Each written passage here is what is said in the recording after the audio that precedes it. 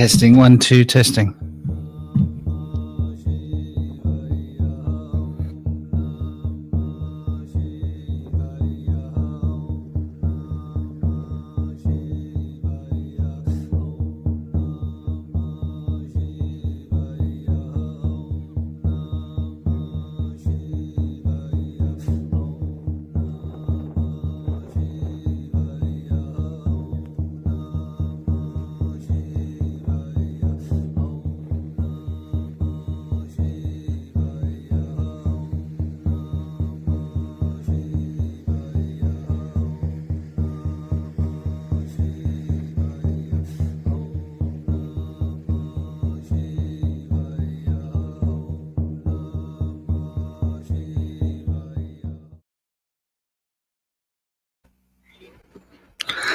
Hello and welcome. I hope you're having a great day. Sorry I'm late. Namaste out tuition. Sorry for the delay. I'm sitting here with one laptop on my lap and I'm trying to move something across, something I was hoping to show and present. Just seeming to having a bit of technical problems. Otherwise, how are you doing on your side of the world? Hope the day is treating you with giggles and smiles. I think today is going to be a really interesting conversation because we're going to be talking about Noah. Noah is quite close to my heart. And when I speak about Noah, obviously I'm speaking not just about, the Noah that we think we know, the knower, but I'm speaking about, the essential post-flood, shall we say, post-flood civilization, right? This is really what we're talking about. And okay, that's very strange. That's very, very strange. I'm trying to understand how this new thing works on YouTube.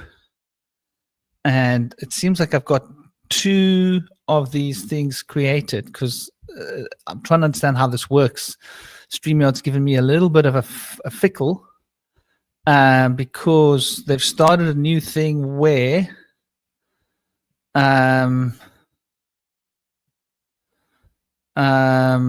where you can basically stream in both formats, both upright phone format and cinema format. So it's really interesting for me to see they've actually created two separate events. I don't know if that's a good thing or a bad thing, but it is what it is. It does mean that it's a bit stupid because it means there's two separate lives running at the same time rather than one live, which means it's obviously going to affect the performance of the video. Anyway, you live and learn mistakes. So before we get into the crank of it, I just want to see if I can access this. I've got some cool images here. I was hoping to be able to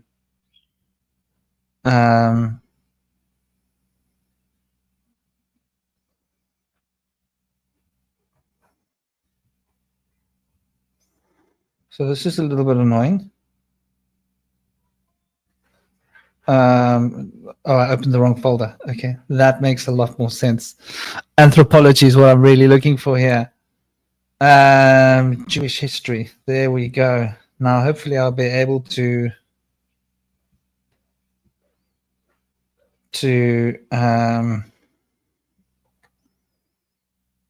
be able to copy and paste them into my StreamYard. I mean, into my. I'll be just a second. Sorry for this delay.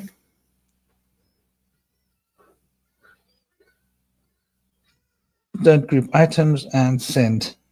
Let's hope that works. Okay, so for now we can put this laptop out of the way. We can get Windows out of the way. So let's get cranking. Let's get rolling.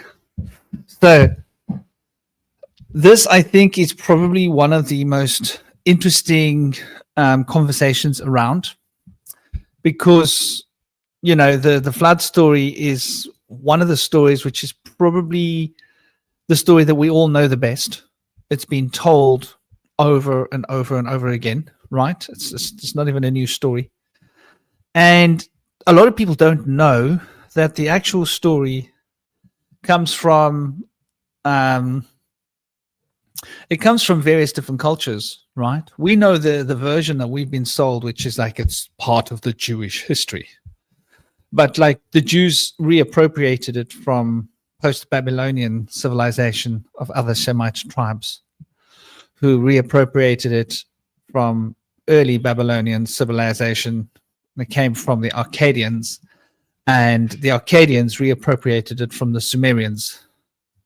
And along the same time that it, or similar times that it became a part of what is now known as the Jewish line, it was also a part of the other lines. In other words, the Arabic stories also have it. And obviously, you know, Persia, all these cultures, the story is quite unanimous. So we can speak about Noah, or we can speak about Yima. Yima was the Persian version of Noah, right? And Ziusudra is the Sumerian version of Noah, right? And Utnapishtim, is it Utnapishtim? I think it's Utnapishtim or Atrahasis. Those are the version of it that is known by us as Akkadian,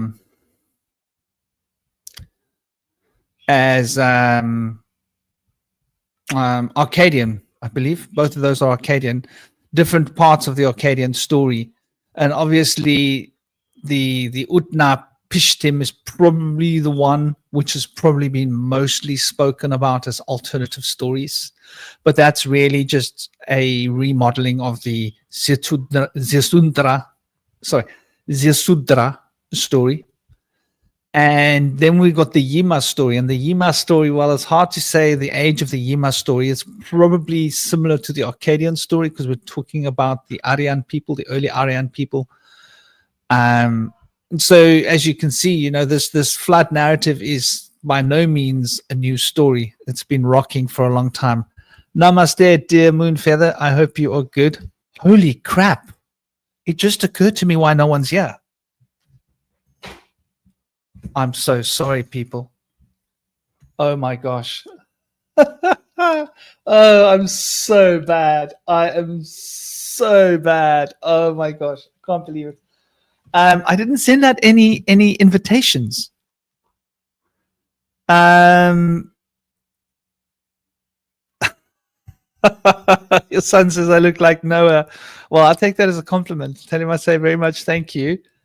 It just occurred to me that I actually haven't sent out studio links. I was with my girlfriend. Hands up. I was with my girlfriend and we were chilling on the couch, just relaxing. And it totally didn't cross my mind that this was one of the things that I actually hadn't done this morning, because I normally do it earlier. So let's get to that and let's do that quickly. Because I feel like a proper Nimrod every once in a while. So let me send it to Indy Sage. And oh my gosh, I can't believe I forgot to actually send out the invites to people. So I'll keep talking while I'm doing that. They say men can't multitask. Well, blah, blah to that. Men can multitask. We're just not necessarily very good at it, usually. But yeah, so the story of Ziusudra, I think, is probably the more detailed story. And it seems to me to carry the most water, if I'm going to be completely honest. Because it seems like the other stories that you read about, they all seem a little bit watered down. They all seem like a simplified version of the same story to me. And I think like there's a lot to be looked at here. So the story is this, basically. It's been covered in other rounds, but I'll try and summarize the baseline of it. So the ark obviously was built, right, by Ziusudra or Noah or any of these other names that I've mentioned. And it was built by instruction of Ea, Enki in the original story, and in the Akkadian story, it was also built by Ea. And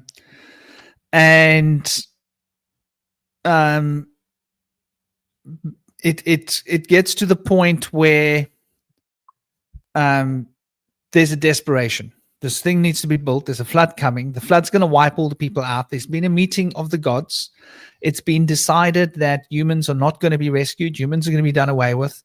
In the later version, so in the first version, the Sumerian version, it's not the gods planning the flood to destroy the people. That there's a flood coming, but they are not going to rescue the people. They are going to let the people be destroyed by the flood because they don't want them there. By the time that story gets re-embellished, it's now that the gods conspired, created a flood to destroy the people, right? That's the Akkadian version. And then by the time it gets to the version that's been retold and retold, that gets into the Bible, it's that God was doing it to punish the people, right? So first story, too many people, we don't want them there. There's a flood coming. We're not going to lift a finger. And in fact, we're going to put a ban on anybody helping any of the humans. They are all to perish in the flood. That's the royal decree. However, Enki sneaks away, speaks to his own son, who's his half son, who is Yastundra, explains to him from behind a screen or a rock, because he can't talk to him directly, that this needs to be built. He leaves lapis lazuli stylus there with the plans for how to build this device.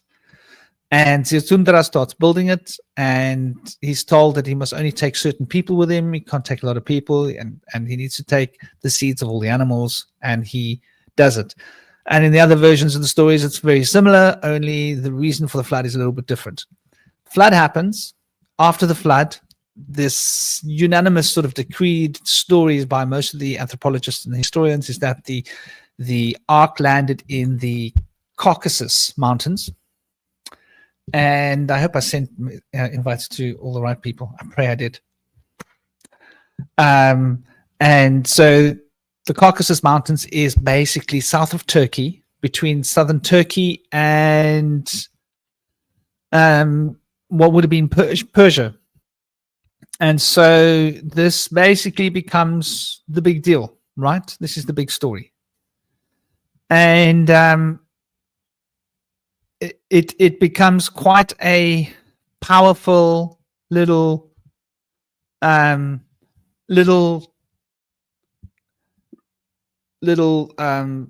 re-emergence of the human race from 3 tribes. And those 3 tribes essentially are the 3 sons of who we can call Noah for this purpose, because it's the most recent story that we're all familiar with. But I believe that all of these characters from these different stories are the same person, and they were known by different names in different cultural legacies, different languages, different races. And so the Ham, Ham, and the Shem, the Ham, and the Japhite were the 3 sons. And so Japhite became the Japhites, the Shems became the Shemitics peoples, and the Ham became the Hemonites. And so you had these 3 essential cultural heritages, bloodlines that came about. And then the story is that the Shemites, many of the Shemites went east into the Middle East, became what we saw, these great cultures of Babylon. And there we get like the Sumeria and the Arcadia that comes, and many of them settled around Turkey. Namaste, Vincent. How are you doing? I hope you're good. Sending you big love. Hey, Big Gaz, I hope you're good. We didn't see you last week. I was hoping you were okay. I don't know whether this blooming thing is a problem. Let me go and check. So I've got 2 different live round tables on here. And on the one, it says there's 2 watching. On the other one, it says there's 4 watching. I'm not quite sure what's happened. It must be me. Must be me. Yeah, yeah. You were hungover. Oh, you got to take it easy with the poisons. Yeah, man. So, and Vince, shalom, shalom. I hope you are smiling. Rachel, namaste. I see you guys are all arriving late. Yeah, I know I was late. Please forgive me. Everybody's late because of me. Indy's late because of me. Namaste, dear brother Indy. How are you doing? Hope you are smiling, thriving. Honored to be here. You all know Indy, the shadow worker, anthropologist, deeply embedded into the Tao, shamanic adventurer into the causal plane, and just this really solid guy. It's an honor to have you here, dear brother. Do tell us a little bit about yourself for those new people that will pop around. It's a great honor to be here. For those of you that don't know about me, I am an avid researcher. I've got my bachelor's degree in psychology, and working on some graduate work with anthropology and psychology and behavioral sciences. But I'm also writing a book on some rogue anthropology about the aquatic ape theory, and I'm doing lots of other stuff. There's 4 other points in my project involving a language project, an ecology project, and a few other things as well. So I've been pretty busy with all that stuff, and it's always an ongoing project. The work is open source. You can check it out on vibetribescribe.wordpress.com. And I've been doing some research on our discussion today. We're going to be talking about the Bible, news stories that are coming into the picture about how there's been some lies about the locations in the Bible. And so we're going to discuss some of that. Also, I wanted to mention some of the Oriental mystery schools that celebrated figures that were also given the birthday of December 25th, long before the Christ that we're familiar with. But there are many people that fell into the prophecy of Christ before him. And we'd like to try to discuss some of the background behind the Bible with the Mesopotamians and the Kemetic peoples being like the background for the writings in the Bible.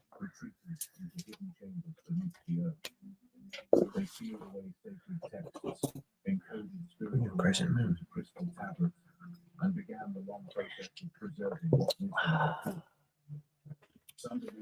So I'm glad I was able to remember that we were starting early. I believe you're on mute. There you go. Yeah, I'm so sorry that my invitation was late to you, brother. I thought I'd sent them earlier. And then I was like, yeah, chilling with my girlfriend, and we were listening to Black Gold Sun, Won't You Come? It was like a blast from the past, back to our school days. And I was like talking to her about Chris Cornell, who is just like probably one of the best singers like ever, I think. Like he was just amazing, wasn't he? And so we were chilling here, like her teenager, Ren, and my boy were like Minecraft, Ren was teaching him new Minecraft tricks. Mooney, dear Mooney, I hope you are good.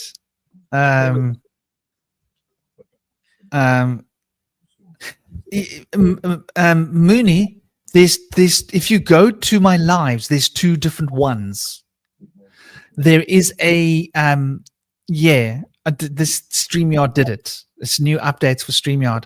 So they created a live which is both formats. So there's 2 separate lives. One is in that like funny mode, and the other one is in the other mode. So just go to my live, click on at Bush Whisperers, and then go to live, and then you'll see there's 2 versions there. One of them is that funny screen, and one of them is the normal cinema screen. So yeah, brother. So I was just basically starting at the beginning with, the different versions of the stories that we know, the story of Noah and the story of, Atrahasis and Utapishtim and Sisudra and the Persian version of Yima. Yeah. And these are all basically Noah with building ark and saving the people in the great flood.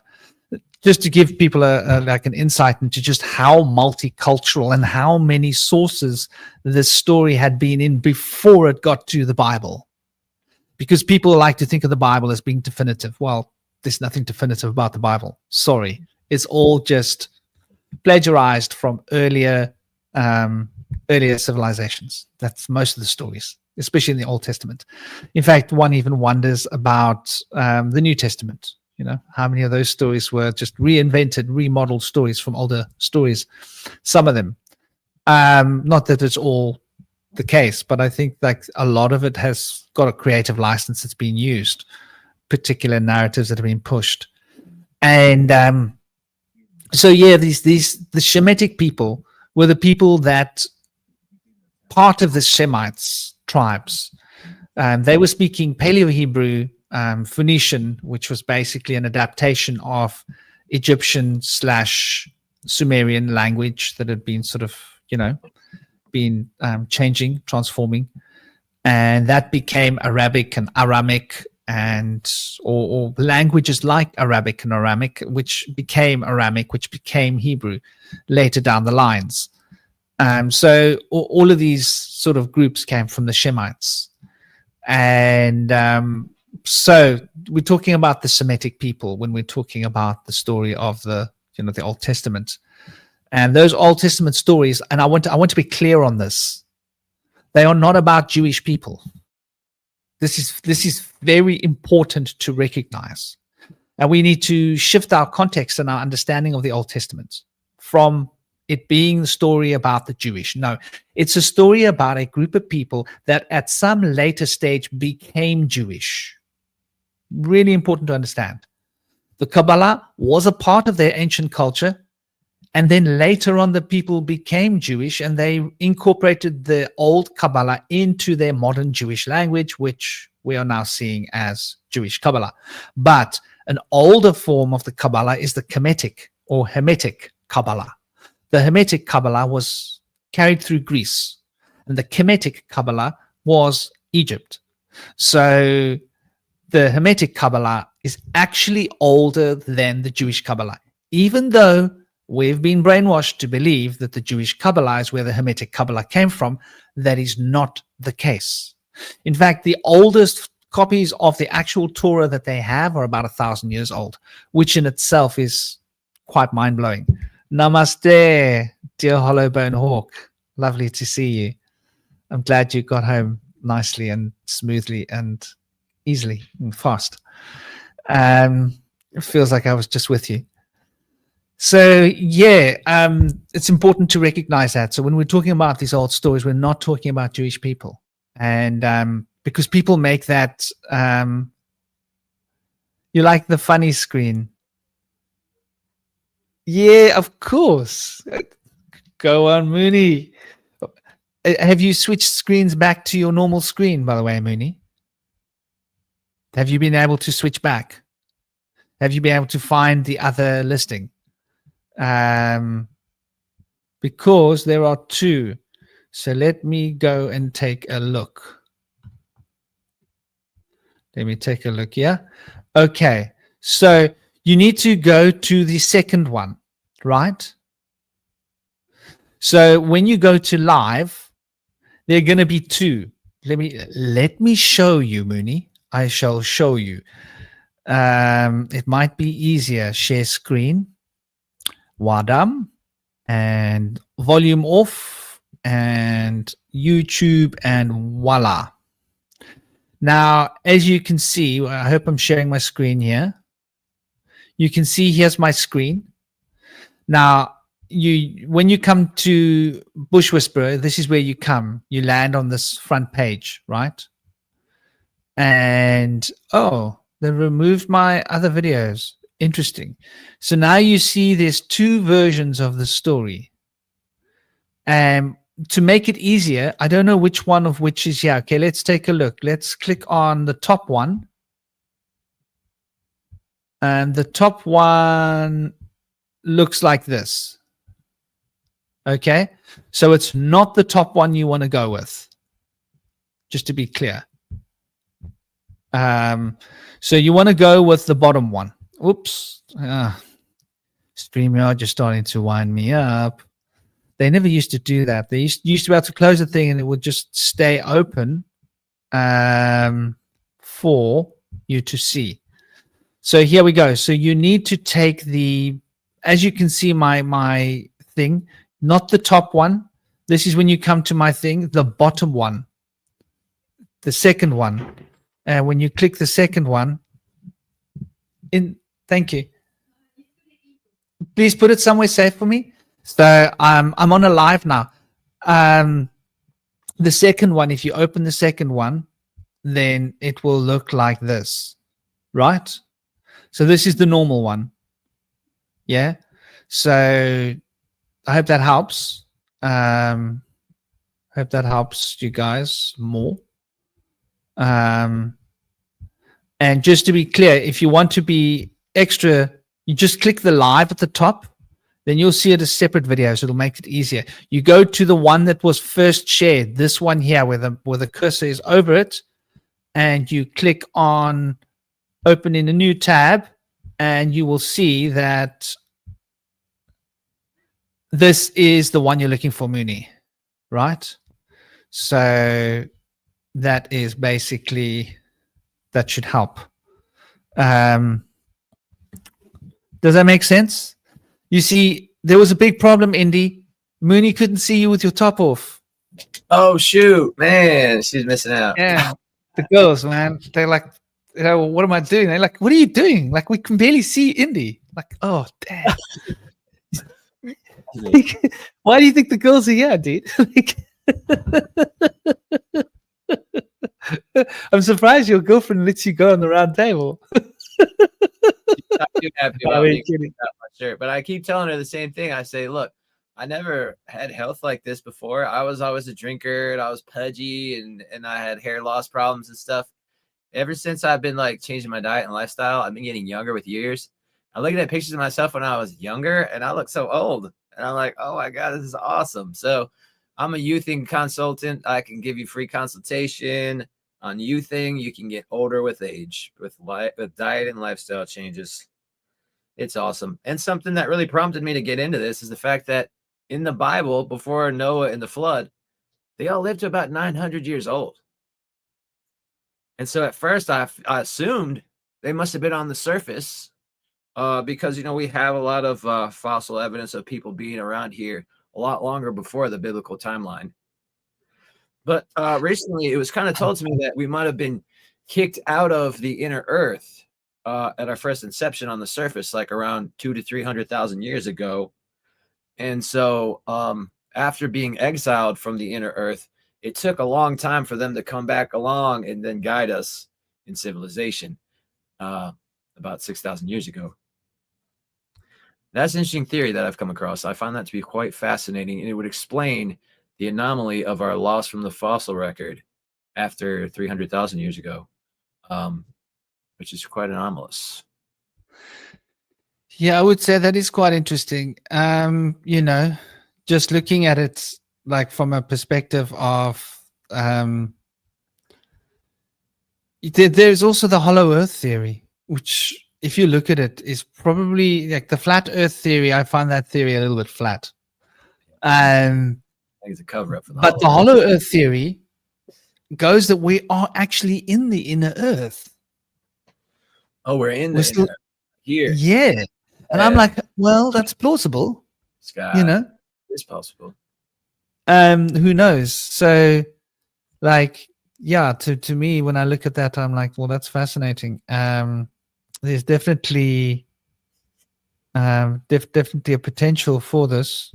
I think there's probably two different hollow earth theories. There's the inner earth theory and the hollow earth theory, one of which suggests that there's a breakaway civilization inside the earth and that the surface dwellers have been exiled, including like the defected Nephilim and gods that went against the matriarchy, particularly Marduk was exiled from the inner earth. And so he's been leading the legions of the slaves here on the surface.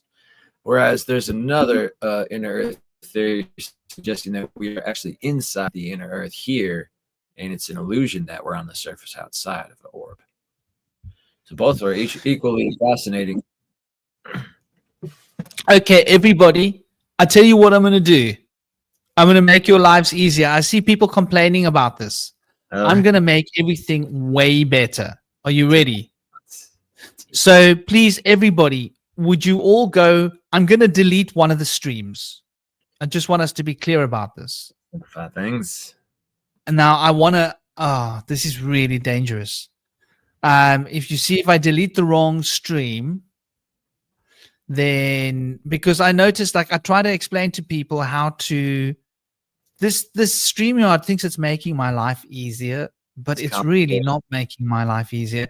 It's given it in a format so that you can see it on a phone, but then people don't get to watch indie. And I'm like, well, that's just no good because, you know, there's a lot of girls out there that are going to be very unhappy. We're gonna have some and visual. People like Gaz that want to read the text that we share. Yeah, brother? Yeah. Yeah, we're going to have some things to show, some images and stuff, share screening. So you want to be able to get the visual impact of the show. Yeah, exactly. So I'm actually going to delete one of the streams. That's what I'm going to do. Kind of makes me think like there was multiple streams of the flood theory that had been erased from Mesopotamia, and they implanted this Noah story. But originally, the story of Utnapishtim from the Epic of Gilgamesh, they granted Utnapishtim immortality for having created the ark and saving the animals and the mankind. And then Gilgamesh went to seek him out to go find that elixir of immortality from Utnapishtim. Also, in the original stream of the story, there was a raven and a dove. And the raven did not return, suggesting that it had landed on dry land. The dove returned it empty beaked. He wasn't able to nib on an olive branch in this story. So in the original story, there was no olive branch, and they deducted land by the fact that the bird did not return. And it was the raven that was the blessed one. And so we see that the symbology of the raven, owl, serpent in those times of Epic of Gilgamesh were considered to be animals of wisdom. Although there was a trickery of a snake by the bathing pool where he had stolen, the snake will steal Gilgamesh's immortality elixir in that story. And so that's a bit snaky. Rachel, I'm so sorry. I deleted the one that was like made for the cell phone because it was confusing people. People were saying that they couldn't see. Oh no! I deleted the one that's for a cell phone. Oh, right? I see it over here on the screen over there. Do you not see it? They're both still going. No, StreamYard thinks they're both going. Okay. But I've deleted the other one from YouTube. It doesn't exist anymore. Gotcha. So, Rachel, I hope the other one is the normal stream. If you take your phone and you do this with your phone, right, Rachel, then it's full screen. Yeah. So if you take your thing and you do that, Rachel, with your phone and hit full screen, then you'll actually see the full screen that we're seeing, which will be like the normal, like a normal TV screen. I took off that long one. It's a new thing that they're doing, and half the people fell off because half the people were on the other stream. I hope they come back. I did that because Gaz was complaining, and a few people were complaining that they couldn't see Indy. Poor Mooney, she came out to watch Indy with his shirt off, and like she was stuck. Like, oh, what's like? I want my money back. This is not what I paid for.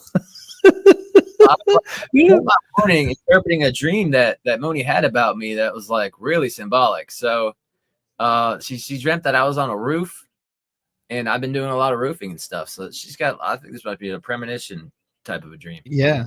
And then she saw me in a garden, and this part she said that I was running across the tops of sunflowers in this garden. So I'm like, wow, what? And I've been interpreting that, so it's pretty cool. But nice. I want to search from our topic here today. So sunflowers represent your career. Yeah, it's definitely about that. And work and getting active and starting to take form. Yeah, Mooney, I won't bother with the portrait version like next time. It did it for me, and I thought, ugh, yeah, what the heck? I didn't realize it was going to create two separate things. I thought it would be intelligent, Mooney, and that it would figure if you're on a phone, give you portrait, figure if you're on a laptop, give you non-portrait. And I thought it would figure that if you turn your phone like this, it would make it full screen. I didn't realize it was going to actually create two separate streams, which to me just doesn't make any sense. It seems like crazy. It adds an extra video to your count as well, which you didn't create, which, then people have to scroll through. There's two of every video, two round table. It's annoying. But yeah, so the story of the Shemite people is really interesting because where they landed was south of Turkey. Now that is quite close to where a lot of those sites are. Yeah. So there are a number of sites there. Are there not, Indy? Really, 10,000-year old. Also, some theories that it landed in the Harapan Valley in India. Well, I think they set up shop in the Harapan Valley. I think the ark stopped on the mountain range of the Caucasus Mountains, and the Harapan Valley is just below there, isn't it? It is. And so they then went into the Harapan Valley, and I think they stepped out onto the steppes originally, and around the steppes they were able to migrate to Ladakh and North Kashmir, right? And there was ancient civilizations there, and all the highland areas, Afghanistan, Turkey, right? They were able to set up shop in Turkey. So that's why we find those ancient, very ancient settlements that they're not really allowed to dig much with, right? Because the Turkish authorities have been put a ban on it. And then as you go through Turkey, you'll notice that, and this is the interesting point, right? The Jewish people, okay, to get into that point, there were a lot more Jewish people in Western Europe. There were a lot more Jewish people in Poland, in the Czech, in all along the Black Sea. Is it the Black Sea? No, it's not the Black Sea. Sorry. It's the other sea. What's the sea called? North of Turkey? Caspian Sea, maybe? Sea north of Turkey. What's it called? It is the Black Sea, isn't it? Sea north of Turkey. There was actually a civilization that was flooded in the Black Sea. It is. Became flooded by the Mediterranean, and it raised the sea level profoundly. But they found down on the lower coastlines that there was an older city down there. It was a freshwater sea, I think. Yeah, it's the Black Sea. So I've got a map here. It's not a very good map. I'm sure I can find a higher resolution map, surely. No, not really very good. But anyway, it is the Black Sea, and I'll try and sort of show you this map anyway, even though it's not very ideal. You can see, well, it doesn't really encompass much, but you can see there's Armenia. On as you go around the course, you've got Poland, and you've got those other states there, all the way to the Moldau. 7,600 years ago was the time when the Mediterranean swelled and overflowed into the Black Sea. So that timeline seems pretty close to the flood narrative timeline. You think so?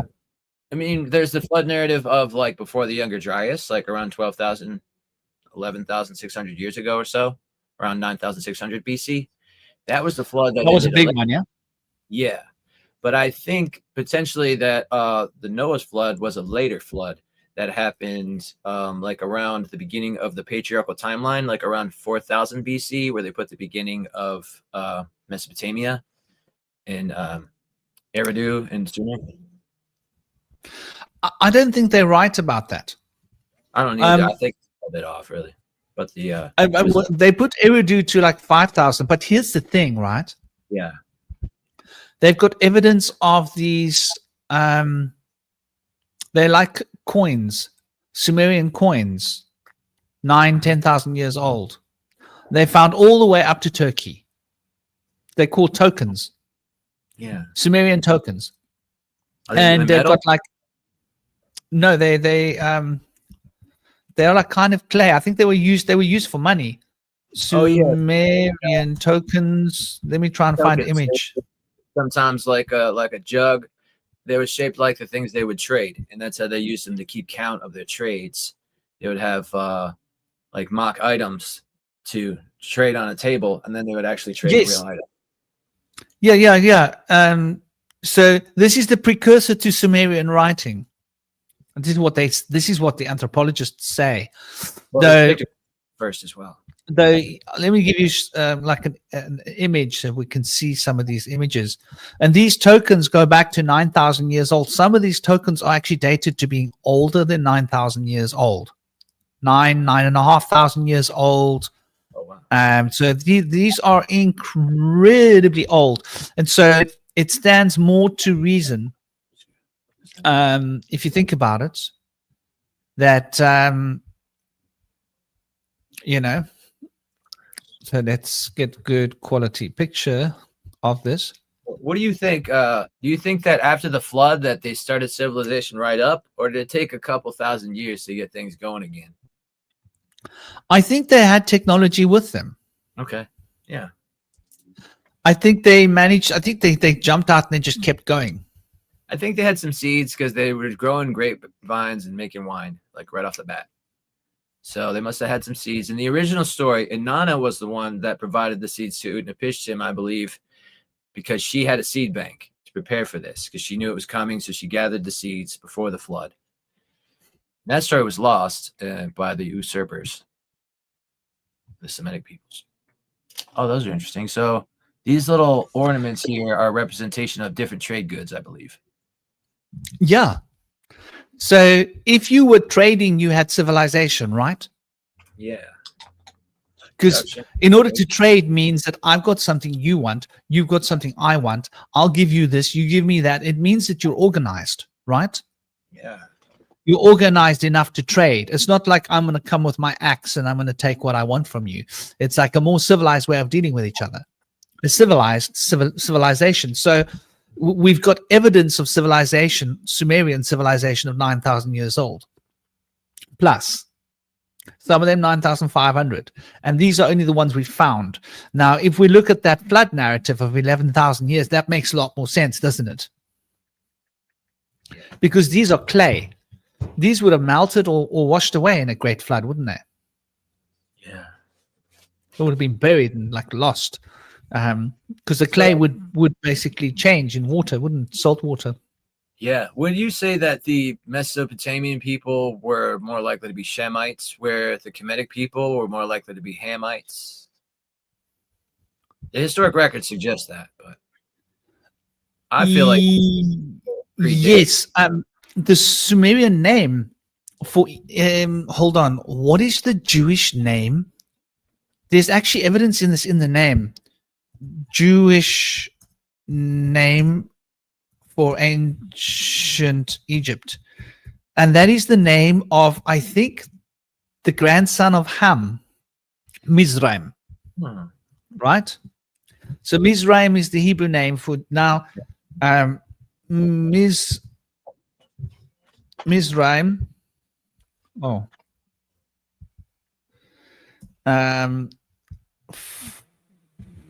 Father and grandfather. I think we're talking about Ham's line. Yes, his father was Ham. Oh, okay. So according to the story that we've got, even the biblical story, the ancient Egyptians were the lineage of Ham. So Ham are the ones that we know that went into Africa. And they set up shop. So actually, the Hamites, current Israel was Hamite territory. I can't emphasize this enough. So for those it was who not Shemite territory. With The the story, Shemites, guess where they were? Ham and Shem Turkey. were two of the sons of Noah. Then there was Japheth. Yeah, Japhet, exactly. Japhet went to Europe, Western Europe. Yeah, They say that Japhethites and were sailors or something. They didn't really pin down where they landed. exactly. They sailed on the waterways from Turkey. Yeah.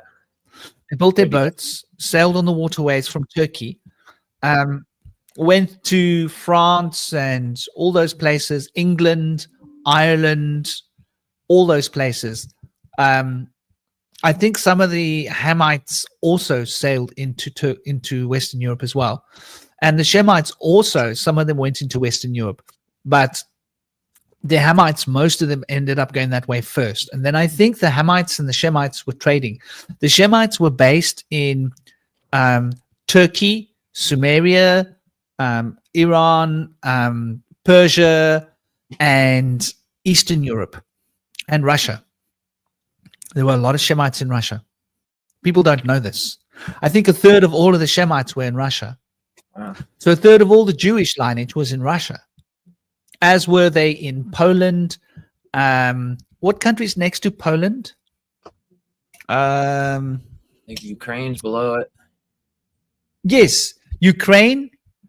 You know that the Ukraine cities had something like 20 to 25 to up to 30% Jews in all the big cities, population statistics in the beginning of the 1900s or before the 1900s. Poland had huge Jewish population. Turkey had a massive Jewish population. Ukraine is to the The southeast. Czech Republic as well. Germany to the west. They were particularly in the Moldau Valley. Yeah. Yep. You remember in the Bible it speaks about a green stone that fell from heavens? Yeah. Meteoric rock. That green stone fell in the Moldau Valley. They say that this. It's called Moldavite. Here it is. Yeah. That's the green stone. Moldavite. And it fell millions of years ago, and it's green. It's green tektite, and it's been sacred and used as sacred implement for many thousands of years, and it's why it's so expensive today to buy, because there's not many of them left, and they're only in that one place in the whole world. It's the only place where there's a green meteorite that fell, and that's in the Moldau Valley, which is basically the Czech Republic and Poland, I believe. Yeah. So that whole region was like jam-packed with Shemites, as was Turkey. But the Hamites were in Egypt, Lebanon, all of those regions. Those were Hamite people.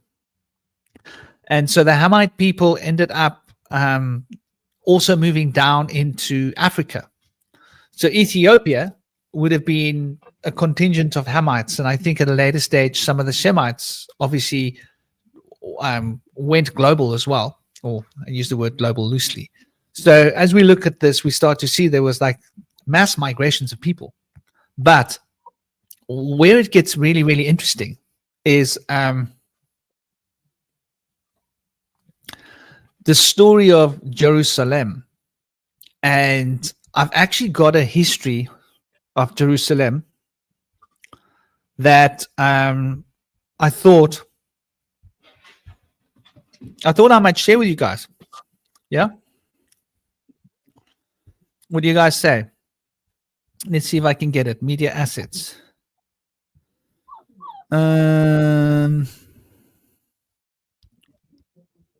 Sounds.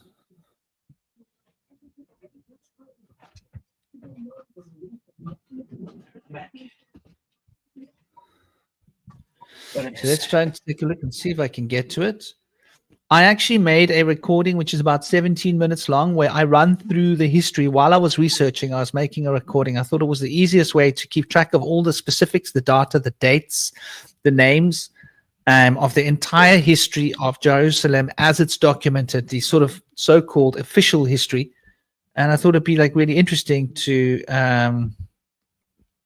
take a look at that, you know, to see where that is. On the story of the Eastern Europeans that have come up with new locations for the places of Christ. They suggest that he was Yusha from Jerash in Jordan, in Sargrad. The Ottoman Empire was based on the river. Yeah, a lot of those old maps suggest this, right? Because the old maps, if you look at the old maps, they put Jerusalem in the center of the world. Yeah. And if you think of where Turkey is pretty much in the center of the world, right? It's the gateway to Africa, it's the gateway to the spice route, and it's the gateway into Europe. It's also the gateway into Eastern Europe and into Russia, right? When you go up, you can cross by the Black Sea. So, they say that he what was happened? baptized in the Bosphorus Strait under Mount Bacos. It's in the River Jordan. That is a particular interesting.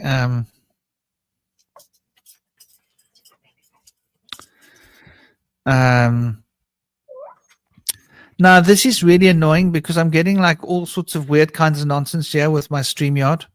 StreamYard's not allowing me to upload, which is quite annoying.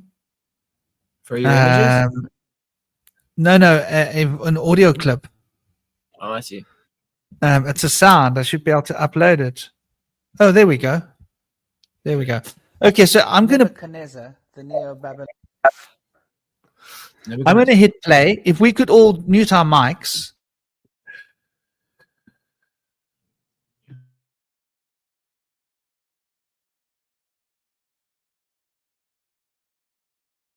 Let's see where this goes. Oh, before we start, namaste, dear Cosmic. How are you doing, brother? Hey, what's up? Big love. For those of you who don't know Cosmic, he's a medium. Well, I don't think he calls himself medium, but he channels the Fae. He's connected to the Fae. They give him information, teachings, knowledge, alphabets, understanding of the cosmos.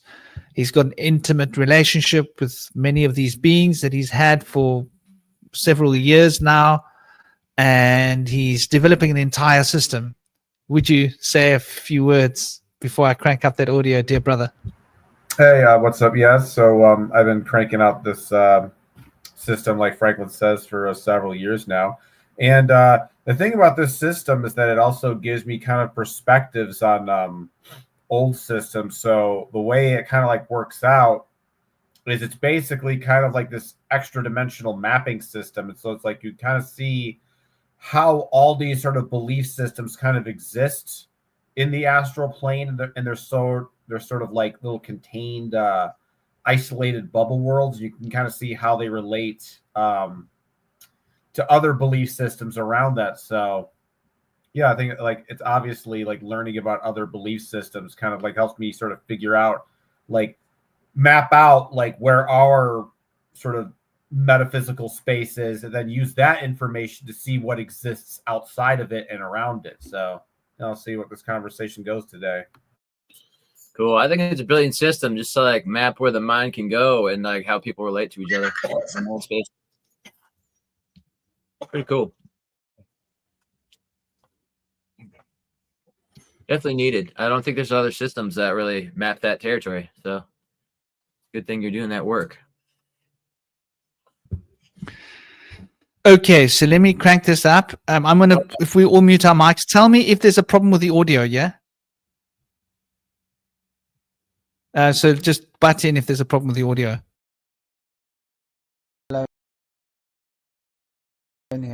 Emperor besieges Jerusalem in 597 BC. Though about a decade later, there was a revolution and Nebuchadnezzar's empire was chased out. You can hear it okay, yeah? He got angry and destroyed the temple as an act of revenge and expelled all the Jewish people for that. Can you hear it, Indy? Indy? Can you hear it? Yeah, I can hear it. It sounds it's a bit light, but I can hear it. All right.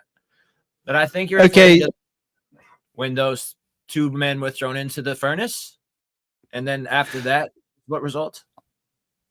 No, basically, I'm talking about the beginning of Nebuchadnezzar, and that Nebuchadnezzar had basically. Okay, so maybe it's better if I say it.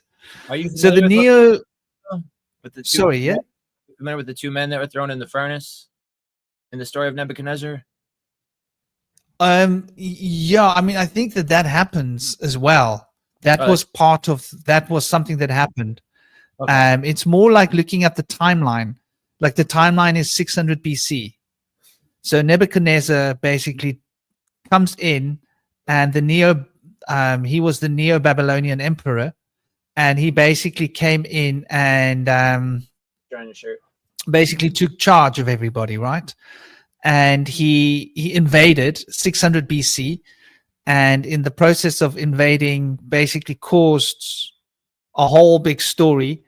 And a decade later, there was this huge revolution, and as a result of the revolution, you know, he chased all of the Jewish people out of the Holy Land, or the so-called Jerusalem. We don't know for a fact that this is the same Jerusalem that we're talking about today, by the way.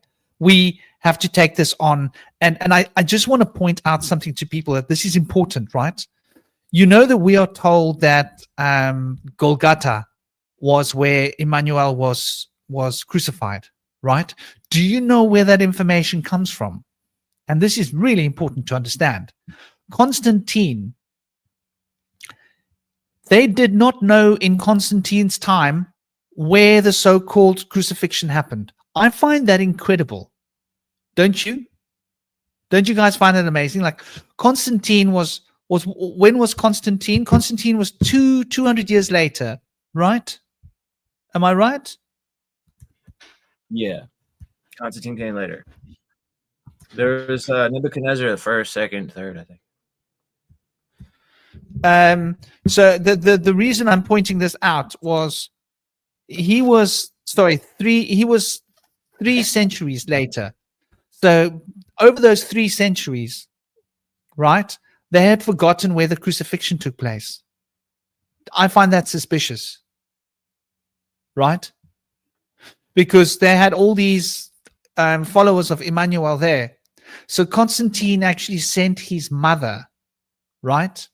He sent his mother in, I think in like 350 or 340 AD, something like this. It will come up later.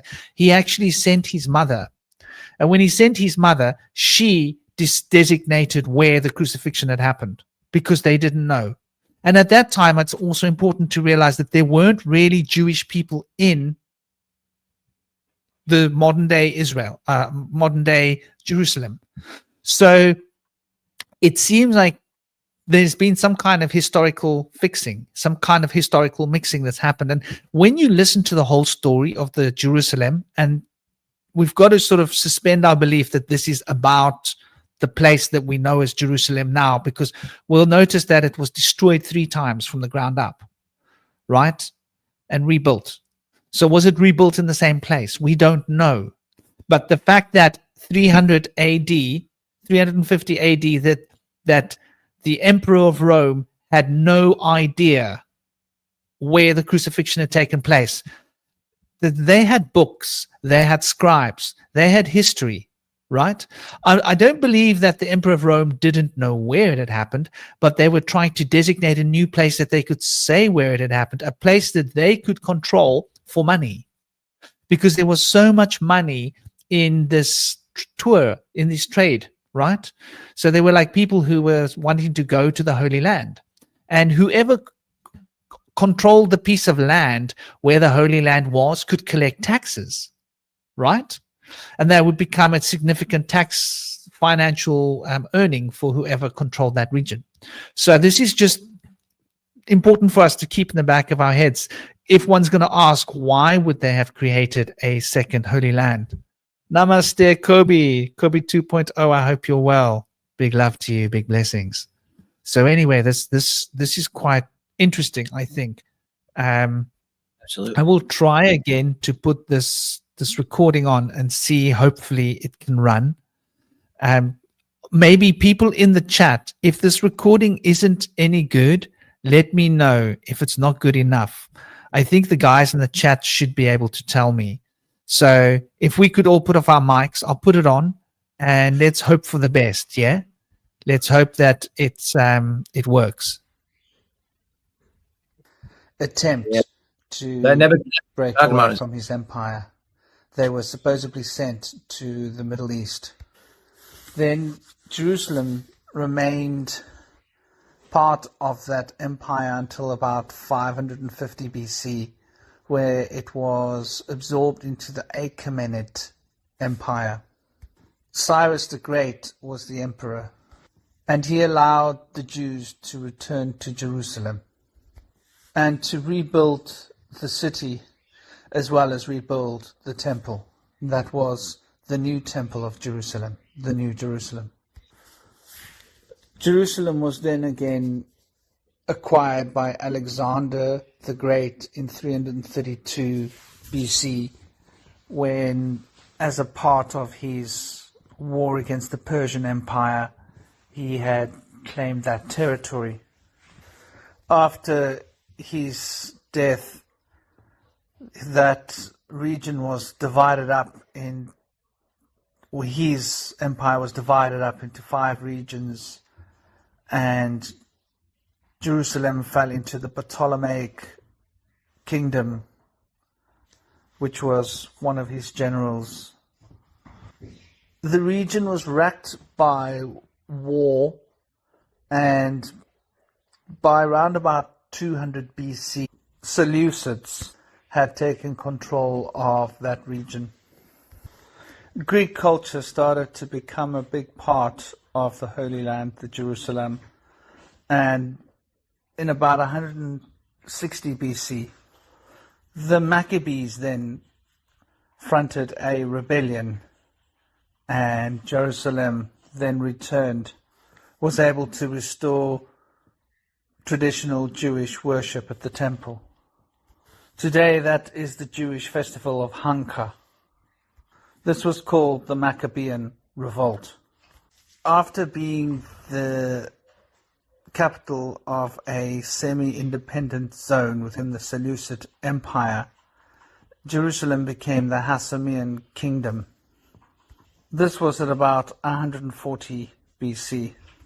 In 37 BC, Herod the Great captured the city as it was absorbed into the Roman Republic. By 4 BC, Jerusalem was officially a part of the Roman Republic and was being ruled by Rome directly. By 30 CE, the estimated population under Roman rule was 70,000 people, maybe more. And the vast majority of the people living there were Jewish. And there was a minority of Jews that were following the Messiah, Emmanuel, who was called Yeshua. And this started to create its own set of tensions. Rome felt threatened by Judaism and the other form of Judaism, of following the Emmanuel, and started to oppress the Jewish people and restrict their ability to be Jewish to a degree. And by 66 CE, there was a rebellion that rose up of the Jewish people in Israel and, in Jerusalem specifically. Then there came that famous 5-month siege in 70 CE as a result of this rebellion, and Rome was not gentle. They destroyed most of the city and left only the second temple's one wall. It was razed to the ground, and this was the point where the second temple, the second time Jerusalem had been flattened effectively. The Wailing Wall is pretty much the only part of that temple that was left standing. The city was rebuilt as Aelia Capitolina. The Jews weren't allowed to enter the space where their temple had been, and this led to yet another Jewish revolt. In 132 CE, obviously the Roman Empire suppressed this brutally. Emperor Hadrian had no time for this, and so he became quite cruel and brutal in the way that he responded. He responded by putting a temple of Jupiter on the previous site where the Holy of Holies Jewish temple used to stand. The Jews were once again completely expelled from the city, and it became essentially a Christian city. Constantine didn't know where the holy site was, where the crucifixion had taken place. This is of key importance. It was Constantine that sent his mother Helena to the Holy Land in order to find out where the site of the crucifixion had actually taken place. And burial, of course. She then suggested that it was at the site where the Roman temple had been built under Hadrian as a testament to Jupiter. This was then replaced with the Holy Sepulchre in round about 335 in order to recognize that it was the center of Christendom. By 400 CE, the Roman Empire was starting to decline, though they had a good presence in the Eastern Empire. The Byzantine Empire that arose from these ashes maintained control for the next 300 years, till I would say 700 AD, of the region of the Holy Land and Jerusalem. They used this to make money and championed it as the central and most important place of Christendom on the planet. Between 600 and 700 CE, the Muslim religion was starting to gain prominence, and it was also a sacred site to the Muslims who had believed that Muhammad had been to the sacred temple and had ascended there. By 632 to 638 CE, after Muhammad's passing, they were spreading the gospel of Allah throughout the region. Caliph Umar al-Bin Ifkatek then led his armies to the gates of Jerusalem and successfully captured it, taking it from the Byzantines. All inhabitants of Jerusalem were free to worship, regardless of their faith. There was the banning of the Jews being there had been lifted, and even though it remained largely a Christian city, the Jews were returning after a ban which lasted at least 3 or 4 centuries, and were starting to make their way back to Jerusalem. In 700 CE, under the Umayyad Caliphate, the dome and the mosque, the Al-Aqsa Mosque, which, along with the Dome of the Rock, were 2 very important Islamic sites focused in Jerusalem.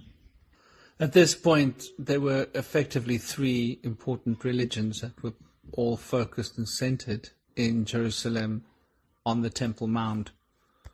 In 969, the Fatimid Caliphate captured Jerusalem as part of their conquest over Egypt and Syria. Jewish people were allowed to go there as pilgrims, as were Christians. But in time, they became a little bit restrictive or made it more difficult for non-Muslims to come to this holy land. By 1009, the Fatimid administration, when Caliph Al-Hakim Bi'amir Allah ordered the destruction of the Holy Sepulchre, which created quite a stir. In 1054, there was a great division between the Catholic Orthodox Church in the west of Europe and the Greek Orthodox Church in the east of Europe. And this compounded matters, creating yet more confusion and complications. And Jerusalem had come under the jurisdiction of the Greek Orthodox Church. And this created a lot of tension between the Catholics and the Greek Orthodoxy. In the mid-1000s, the Fatimid Caliphate was starting to have its own instabilities, and it looked like it was starting to fracture from the inside. In 1073, Jerusalem was taken by the Seljuk Turks. The Seljuk Empire was growing and had swallowed Jerusalem into itself. In 1098, the Fatimids had recaptured Jerusalem from the Turks, but there was a holy crusade being mounted by the Catholic Church.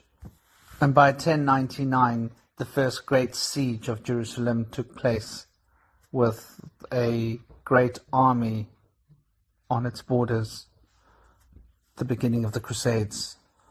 It is then said that the Crusaders wiped out much of the Muslim and the Jewish population in Jerusalem during this war and this siege. Some of the Crusaders stayed in Jerusalem and they turned it into the Kingdom of Jerusalem, and it was, like many of the other Crusader states, became its own Christian state. Naturally, they rebuilt the Church of the Holy Sepulchre in a sort of Western new sort of style. And here we have the stories of military orders being founded in order to protect the pilgrims on their way to the center of Christendom. The Knights of Christ, organized by the Priory de Zion, the Knights Templars became an extension of this military order, today thriving as the Masons. And so these knights had accommodation in Jerusalem. The Knights Hospitaller was such a location. And the Knights Templars that had their own base at the Al-Aqsa Mosque. Then came Saladin in about 1170 with the Ayyubid Caliphate in the region that started to gain prominence and take much of the focus and the power that had been in Christendom for the entire region. In 1187, he wanted to restore Muslim power and won a decisive victory against the Crusader army, took a siege on Jerusalem, and upon taking charge of Jerusalem, destroyed pretty much all of the Christian and Jewish temples and remnants of their spiritual legacy there by destroying the temples. Those that weren't destroyed were converted into Islamic buildings. The Holy Sepulchre, however, was spared, and it was handed over to the Greek Orthodox Church. In 1190, the Third Crusade took place, and King Philip II and King Richard I came marching in there, but they couldn't get Jerusalem back again. There were numerous European crusades against Jerusalem, with Christians trying to get control back of Jerusalem that were not successful during this era. By 1291, the Mamluk Sultanate and the Mamluks allowed all faiths to come to worship at Jerusalem on pilgrimage. In 1516, Jerusalem became part of the Ottoman Empire. The city was rebuilt, walls rebuilt, and there was much more religious tolerance under the Ottomans. They had synagogues, churches, and mosques all living peacefully with each other. The Ottoman rule was an era of peace and stability for the region. By 1800s, there wasn't much money flowing through Israel, and they weren't very rich. They weren't making as much money as they used to because it was used as a business previously for pilgrims. And it was more like a backwater town in the Ottoman Empire of very little importance. And as the 1800s progressed, the Ottoman Empire started to fade. By 1860, Jerusalem was still confined to an area of about 1 square kilometer. At this point, the new Jerusalem was once again built outside of the walls of the inner city because of overcrowding. The Russian compound was built where they had the Russian Orthodox Church, a consulate, and accommodation for the Russian people. Judah Torah and Sir Moses Montefiore were spearheading an initiative to get the Jewish people to come and live in Jerusalem, which I find a little bit strange that that was necessary. You would think they would want to live there. Round about 1882, they started imported Jewish people into that land, bringing them there to get them to come and change the demographics. In the early 1900s, the Ottoman Empire was collapsing, and we were gearing up for the First World War. In 1917 started a 3-year period where Jerusalem was under military rule by the British when they had captured the city from the Ottoman. Here is where it gets interesting. In the same year, the British issued the Balfour Declaration, where they had agreed with Lord Rothschild to create a Jewish state where Jerusalem stood, where the Foreign Office had sent a letter to Lord Rothschild requesting that a Jewish state be created and that the Zionist Federation be informed of these plans. 22 minutes, 23 seconds. However, they had also promised the Arabic states that had helped them fight the war against the Ottoman Empire that they would have had their own Arabic state in this Arabic Holy Land. And yet was a conundrum that Britain had cornered themselves into. They couldn't do both. In 1920, a mandatory Palestine was created. They got a mandate from the League of Nations to govern the mandatory Palestine region in 1922. Now, over the next 40 years, over the next 25 years, Jerusalem's population surged from 52,000 to over 165,000. They had imported Jews wholesale to the point where there were now only 1/3 Arabs and 2/3 Jews in that city. There had previously been a very tiny minority of Jews, so it was all orchestrated. And the Jews were pouring in like ants. In the 1920s, there were riots between the Arabs and the Jews because the Jews, becoming a majority, started to take liberties. And in 1947, it was decided to partition mandatory Palestine into 2 separate states, one Jewish and one Arab. Jerusalem was supposed to fall under international control as a neutral zone. In the late 1940s, there were wars that were breaking out, civil wars, and it started to get ugly. In 1948, it got too much for the Brits, so they packed up shop and left. How does one get people from all around the world to go and live in a desert?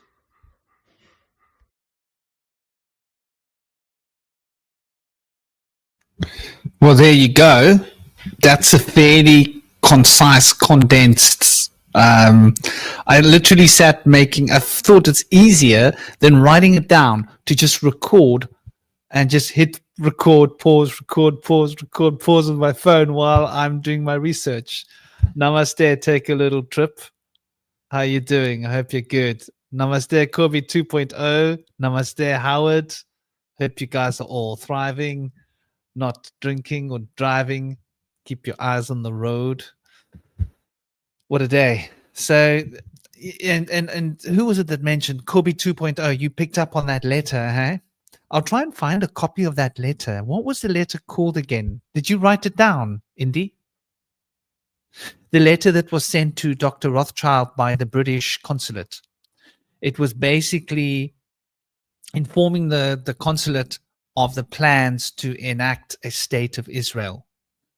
And that the Rothschild, Mr. Rothschild, was supposed to inform the Zionists. What do they call them in the letter?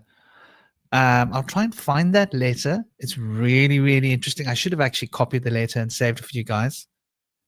Big love, big blessings. But anyway, that letter is really quite interesting because, you know, Rothschild was very much central and important in the formation of the state of Israel. And, you know, there's documentational evidence to prove this. I'll try and dig it up. But yeah, it's definitely, there's definitely something that's, you know, going on here.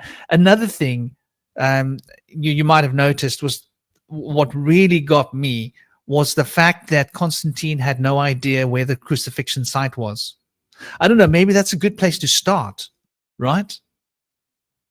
How is it in 300 AD, that he didn't have a clue of where the crucifixion had taken place? And of all the people he sends, no historian, not a scholar, he sends his mother. You know, you want to send someone you can trust, right? With a secret, right or wrong. His mother was not a historian. You can look it up. She was the wrong person for the job. It's like me deciding I need to have a big building built, and I like ask my mother to draw up the plans, right? She's not an architect. She might be good at other things, but she's not an architect. So like you got to ask yourself, like, it's almost bizarre and strange that Constantine would have sent his mother to do this task. And unless him and his mother had a secret idea that they were going to create a new place for where the crucifixion had taken place. So the name for Mount Golgotha was a name that was invented for that area. It was not the ancient name. In fact, the name Jerusalem, that place wasn't called. We are told that in more ancient times that was the name of that city, but actually, according to the paperwork on the documents that we actually have, the reliable history, that city's been named a lot of things. As you could hear in the history that I mentioned there, Jerusalem came much later. So I think it was Constantine that was trying to bring about the name of Jerusalem in that era, that place. But also, it's really important that there's New Jerusalem on the old maps in Turkey. Istanbul side is where New Jerusalem stands. And there's another story of a different Jerusalem, or an attempt at creating another New Jerusalem in Russia, of all places. So like there were different mock-ups, potential places to create the Holy Land, because the Greek so the Greek Orthodox Church and the Roman Catholic Church, they were at odds with each other, right? They were not hand in hand, hand in glove. They were more like grabbing each other's butts. And when the Greek Orthodox Church got control of this region, the Catholic Church was trying to find a new strategy, right? But then they took the land by force from the Greek Orthodox Church, because the Catholic Church launched the Crusades. And another point that I would point out is, and as that story points out, right, the original Persian invasions, right, were basically Persian invasions they were moving. The Persian Empire was expanding, and the Persian Empire was expanding towards Europe, towards Turkey. It doesn't seem to make sense, especially when you look at some of the old population statistics. And so, what do we got? Have I got 2 Jewish population here? Let's see what we got. Remove.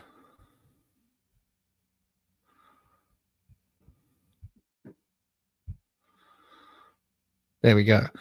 So can you see that there were a few thousand Jewish people, right?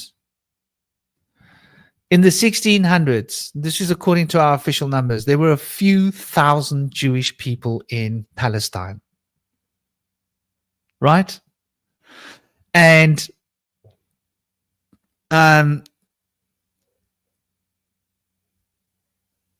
there was a population of 150 to 250,000 people. So we're talking about maybe 1%, a little bit more than 1% of the population in that area was Jewish. Does that not seem a bit strange if that was their original Holy Land, right?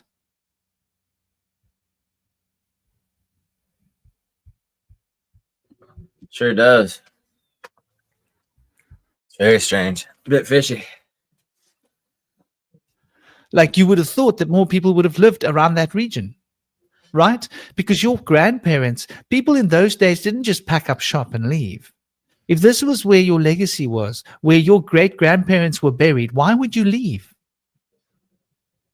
See, what I'm wondering is if they tried to do like a psyop and like change the location of it, how are we mistaking the name Jerusalem? Because it's not like there's a different place named Jerusalem, which there are a lot of cities that have duplicate names in other places in another nation. But what I'm wondering is that if they could have been interpreting what they were calling Jerash as Jerusalem, and they changed the interpretation of the name early on in the translation. Well, here's where it gets other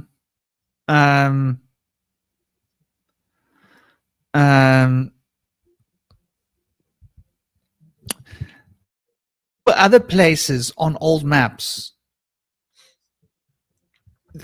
Istanbul.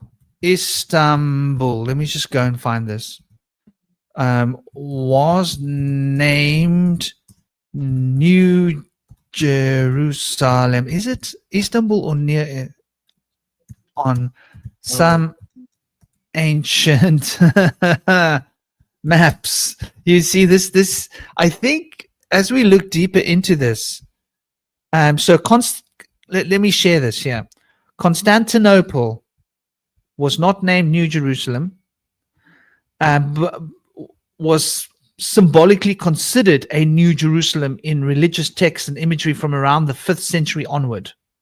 This designation reflected its status as the capital of the Eastern Roman Byzantine Empire. This is what they tell you. But I did come across some maps that actually referenced, and they point out that New Jerusalem. So there was a part within Istanbul that was referred to as New Jerusalem. Now, this is the excuse that they give us for it, right? So when we see those old maps, then we're supposed to think this, which I find quite interesting because, I mean, I don't know what's true. I'm not pretending that the idea that Urush, right? Is it called Urush? Yeah, this Jerash, Yoros. Yeah, Urush. Now Urush is Yerushalem. There's another place where they had Yerushalem on a map on a Greek Orthodox church floor, right? Where the last part of the word had been destroyed, defaced obviously accidentally, right? Just Yeah. happened to destroy, and that Urush, the last few parts of it. So I think Urush might have been the old name. Does that make sense? So Urush, Urushalem, Yeah. because this place had been destroyed 3 times.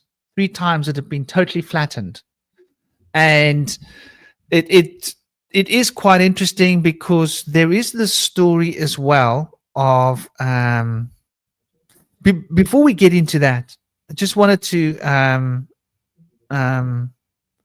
carry on with the Jewish population if we can, yeah, just Yeah. because I want to get some of these things off of the page, off of the thing. So there's part of the Jewish population. So here we can also see that in 1880, a large portion of the global Jewish population, around 6.8 million, lived in Europe. By the end of the 19th century, the Jewish population in what is now Poland was significant, with figures such as 1.5 million in 1800. Right? Mhm. Now, Poland is a stone throw away from Turkey. We just got to look at where the Jewish population was and why they were there, right?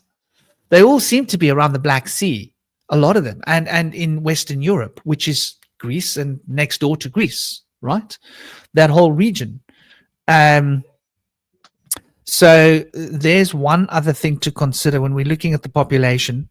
Sorry, let me get out of this whole screen. That's great. Oh, there. That's where I go. So I think like that's something to consider. I think as well. What have I got here? Something relevant for the Jewish population as well, I believe. The cities with the largest population of Jews in the Soviet Ukraine in 1926 were Odessa with 154,000. That was 36.5% of the total population of that city. Kiev with 140,000. That's 27.3% of the population. Kharkiv with 81,000, almost 19.5%. And Dnipropetrovsk, 26.7% of the population. And 31% of the population in Lviv's, and in Cherniv, I can't say that name, Chernivtsi, it was 37.9% of the population. So we can see that the Soviet Ukraine had a lot of Jewish people. Okay, food for thought. Let's just take all of this in. Let's just digest this all one at a time, so that we can build a little bit of a sort of a looking at where the Jewish people were located, because I think it's important to understand that. Then we also can see here, by 1900, the Russian Empire alone had the world's Jewish community over 5 million people. Right? The global population of Jewish people was 8.9 million, 5 million of which was in Russia. And they were confined to the Pale of Settlement, an area in the western part of the empire, including much of modern-day Poland, Lithuania, Belarus, Moldova, and Ukraine. Right? Now, we were looking at 1800s, and we were looking at earlier figures before. Now we're looking post-1900, going in towards the First World War. So we can see what Russia had done. Russia had rounded up all of the Jewish people and sort of entrenched them, sort of kept them, like, kept them tagged, if you will. 2/3 of the world's Jewish population lived in Eastern European region, across Russia, Habsburg, the Prussian empires, around the time of the First World War. So most of the Jewish people were in Eastern Europe, and Eastern Europe is around the Black Sea, which is right next to Turkey. Turkey also had a significant Jewish population as well. So we're starting to see, wow, that's where all the Jewish people were living. At that time, they didn't have many Jewish people in Israel. Do you know they had to actually import the Jewish people into Israel because they had such a small population that in order to create a majority of Israeli population, they had to import people from all around the world. So what they did was they offered them money. Can you imagine how hard it is to get people to go and live in a desert where there's nothing? Would you go and live in a desert? Okay, well, we might because we dig deserts and stuff but normal people would be like, I don't want to go and live in a desert, right? Yeah. So they had to say, well, we're going to give you free land. We're going to give you money to start your own business. We're going to help you. So they went to poor people and said, look, go and live in Israel and we'll make your life easy for you. And so they had all these people coming to Israel with handouts, Jewish people, so that they could increase the population, because most of the Palestinian people were not Jewish. They were Muslim, right? And so they needed to increase the population in that region so that it would be Jewish majority. And once it was a Jewish majority, they could then create the state that they wanted, but they couldn't create a Jewish state until they had a Jewish majority. And it was quite a job for them to actually achieve this. It didn't just happen. It's not a natural progression. There's nothing natural about what we're observing here at all. It was all completely orchestrated. And so, when you start to look at it, the population speaks volumes. And we have another piece of information. The archaeological excavations in Jerusalem, specifically in the city of David Ophel area, the oldest part of the city, have uncovered artifacts and architectural remains of the late Bronze Age, right? The period of the Amarna letters. So a small cuneiform tablet believed to have been archival copy of Amarna correspondence was even found in the excavations in Jerusalem, Ophel. Now, I like the way they say believed, right? Because do you know what evidence they have for this tablet? This is a tablet that was in the cave, and this tablet basically was made by they have a copy. They have a forgery, a copy in Jerusalem at the moment. And currently, the mayor of Jerusalem is trying to force Turkey to give them the original. And Turkey is like, no ways, it's ours. You're not getting it, it's ours. So there's this confrontation between Turkey and Jerusalem mayor at the moment, because the mayor feels like we should get the original. Why are we stuck with a copy? And Turkey is like, you don't deserve the copy. I mean, you don't get the original. It's part of our Byzantine history. So the only story that we have, the only evidence, and I searched far and hard to try and find hard evidence. The evidence that they found was in 1920, around about the not 1920s. Sorry. Is it the 2000s? Anyway, within the last 50, 60, 80 years, whatever it is, they mysteriously found these letters. And this letter was basically written by someone who is believed to have been the father of the child that discovered this tablet. And so it is just assumed by all the anthropologists and all historians that this was then sent and taken to Turkey from Jerusalem. But there's not actually much hard evidence. It's interesting that they could only find a single piece of evidence to suggest this. And that evidence was found very modern times. And basically it's a letter. Now, between you and me, let's say you find an old piece of papyrus that's blank in a storage, and you write on that old piece of papyrus this letter. right? You can then date that papyrus, can't you? And the dating of that papyrus is going to give you an idea. And the inks could have been made with natural earth materials that can't be dated. The papyrus being organic can be dated. So all they needed was a fresh piece of papyrus that they could write the letter on and manufacture the evidence. It wouldn't have been hard for them to manufacture evidence that that particular stone tablet was found in Israel when it wasn't.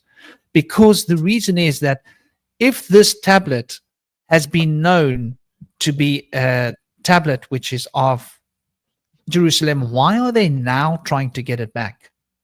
Because they didn't actually have any evidence that that tablet had come from Jerusalem. They found the tablet recently. You understand what I'm saying? So there are a lot of questions here that I think are like really crazy. Well, what are your thoughts? Do you know the tablet I'm talking about, by the way? Let's see if we can find it. No, the Amarna letters sound fascinating. I feel like if the Russians were changing the location of where Christ had actually lived for whatever reason, and then it took them up until the late 1800s to start to move people in there to kind of back their story, make it look like they were really there. I think that makes a lot of sense. There was a lot of upheavals, like you said, with different ethnicities taking power there. And it wasn't until like the Ottoman Empire, which kind of bridges towards Eastern Europe, that they were able to then come into that region and then take hold. So it's the Siloam. It's called the Siloam tablet. And the Siloam tablet is the tablet we're talking about. And it outlines how the Jerusalem was under siege. And they knew they were going to be under siege. So they had dug a tunnel from two directions, both from an underwater spring and from underneath Jerusalem, in order to get the water. Because obviously with a siege, they cut off your access to water. But they had an underground water source, and they were able to tunnel in two directions. And the story is quite amazing in how these workers were able to tunnel and meet each other. Apparently, they did it by just shouting underground, right? They didn't have technology. Come on, how do you dig two tunnels underground and meet them in a single tunnel? That takes a lot of work. You can do it if you've got ground penetrating radar, can't you? Right? With a compass, you could do it if you were like really, I don't know, it'd be pretty hard. You have to have something else. But if you've got ground penetrating radars, if you've got some kind of radar thing that can detect, you'd be able to do that more easily, wouldn't you? Yeah. Be an easy case, wouldn't it?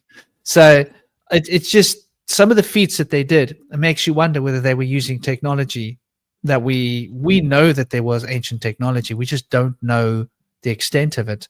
And this is a long time ago. This is like thousands of years ago we're talking about that this tunnel was dug, right? As the Roman Empire fell, like around like 4th century AD, there's a lot of technology that was lost. Like particularly the ability to make concrete underwater. They would farm salmon and stuff. And we lost the ability to do a lot of things when they were destroyed. But the Byzantine Empire survived and kind of was able to let the Roman Empire come and take power back as it has today. They say all roads lead to Rome. That's quite interesting. Yeah, Corby, it's a very small tunnel. This tunnel that we're talking about is called the Hezekiah's tunnel. Yeah, Hezekiah, and basically it's a single file tunnel. You can't walk through it. It's a very small tunnel. Yeah. Yeah. These tunnels and like underground tunnels, and and spaces and temples that were created before the Romans were then like taken by the Romans, and they kind of like took claim for having made these other places where they built their roads through. But they were actually like much more antiquated, like Cyclopean megalithic structures that the Romans had no way of building and stuff. So I think a lot of these underground tunnels were probably built with higher technology, like antediluvian technology, potentially. Yeah. He was said. Sorry. Yeah. Continue, brother. They say that some of this antediluvian technology is kept secret in the Vatican, and some people could have had it long, like thousands of years ago, long after it was hidden away, and used it to do things in modernly recent times, kind of compared to as far back dated as the technology is. But we find like things like the Boogosphere, like rising up with being dated from being 12,000-year-old technology. It makes me wonder if like maybe the melting of ice caps could have released some kind of a thing like that had been frozen for a long time, or if it had been running this whole time. But you have to question a lot of these building techniques definitely implicate high technology. They think that at very least they had some kind of like a drilling technique. I can't think of the exact name of it, but some way to use like bits and make perfectly circular holes and make things that would be nearly impossible with what they assumed they had used, like just copper chisels or something, and things like that. I think they made some kind of augers and various things that may have been powered by like a Baghdad battery, like electricity potentially. So, we have to consider that. But a lot of people assume laser beams. But I think that the people of ancient times had much more patience to be able to do things and take their time, do it in a slower pace. Maybe using like reflecting sunlight potentially. People have been able to melt stone by creating lenses to filter sunlight. So there's a lot of possibilities there. It's really fascinating. Yeah, just to shed some light on this Hezekiah, right? So Hezekiah ruled. I'm looking at the figures here just to get the numbers right, because I'm not specifically a historian, so I have to go and take a look and see what are the official numbers.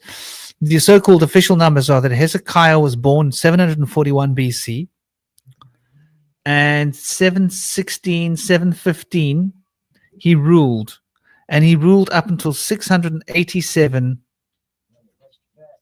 He ruled up until 687 BC, right? Yeah. So that's the time we're talking about. We're talking about 716 BC till 687 BC. What is that? Is that 30 years? Yeah. Yeah. He was the son of Ahaz and the 13th king of Judah, according to the Hebrew narrative. He was the 13th king, Hezekiah. So this tunnel that we're talking about was built in, 700, 600, a bit less than 700 BC, around about that time, while he was ruling. Probably like the late 600 BC era.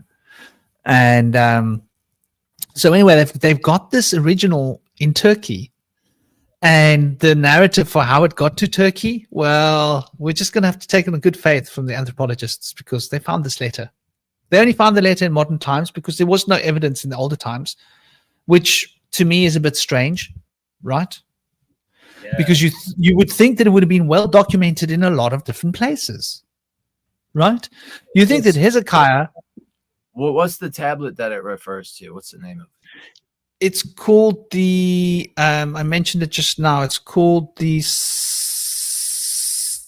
I think it's a Siloam tablet. Yeah. Let me see if I can get a picture of it. I'll try and dig it up. Siloam tablet. And basically what it does is it's an inscription of how the builders made when they had arrived there. So this is the tablet. I hope you guys can see it. Oh, you can't see it. Sorry. There it is. So this is the Siloam tablet, and it had been broken. Some pieces of it had been broken off. You'll notice the script is Paleo-Hebrew, right? Quite interesting. So it's very, very, very ancient. It's like, and it's also the narrative that we've been sold is that the Byzantines discovered a trader with it, trying to sell it, right? And that trader took it back and tried to sell it, and it was confiscated, which I find really hard to believe, because this is like a national artifact of the Jewish people that goes back to like one of their important eras in their history. You don't think something like this would have just been lost or forgotten, that some random trader would have gotten hold of it. So Interesting. I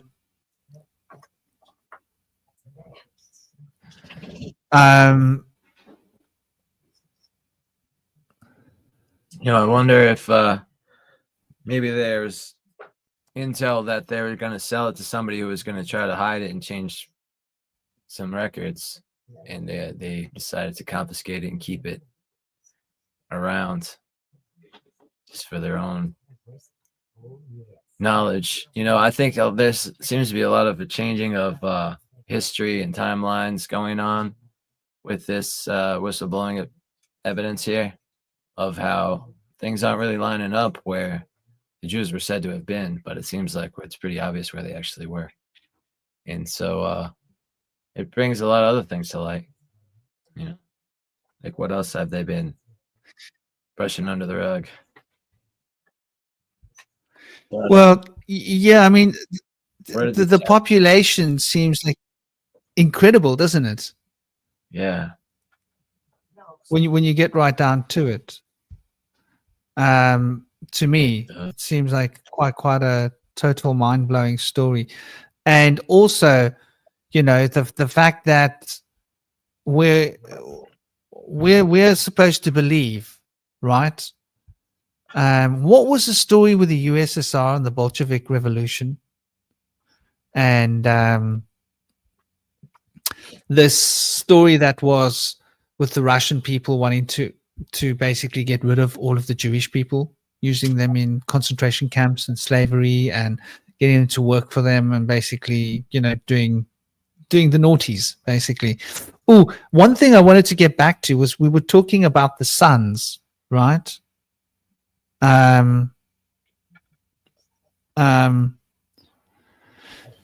So just to get back to this, the three sons, sorry, this is disjointed, but the Japheth's descendants migrated and populated the coastlands of Europe, right? Asia Minor, extending northern Asia and Russia. So the Japhites ended up in northern Russia. It's really important to understand this. This is why I think this has got to do with the Bolshevik story. I think this is connected. And the traditional identification, they identified them to the Indo-European peoples, including the Greeks, the Javan, the Maids, the Madai, the Scythians, the Ashkenaz, and others that settled in modern-day Turkey, Gomer, Tubzal, Mesech, and other parts of Spain and France. So in the northern part of Turkey, there were Japhets. So that's quite important. Ham's descendants are generally moved into Africa, although they say moved into Southwest Africa. We're talking about Egypt, also near to Mesopotamia and Canaan. They're often associated with peoples of Egypt, Libya, Ethiopia, Cush, right? And the land of Canaan, the Canaanites, the Philistines, modern day Israel, and Jordan. I want to repeat that, right?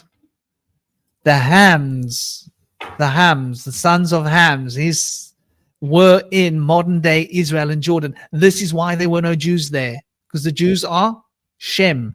Now, Shem's descendants settled in the Middle East, Southwest Asia. They were considered the ancestors of the Semitic people that became the Semites, the Jews, including the Hebrews, the Israelites, through Abraham, the Assyrians, the Arameans, and the Chaldeans. And obviously, I'm guessing the Sumerians as well, right? I can't see that word here because we've got a thing on the screen, but maybe if we take the off the screen, we might be able to see the Persians. I think Sumerians would probably be part of that list.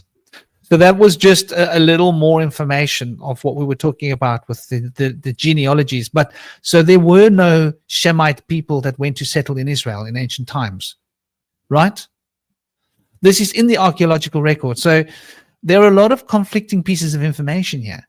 We're told that Israel was an ancient Shemitic place and that it was huge and was full of Jewish people. But where's the record?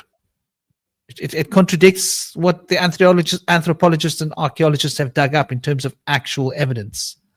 So there are a lot of things that I think, for me, are question marks, personally. And then again, of course, the whole story of what happened, right? What was that letter? Can you remember the letter that was sent to Rothschild? If I can find that, that would be so cool.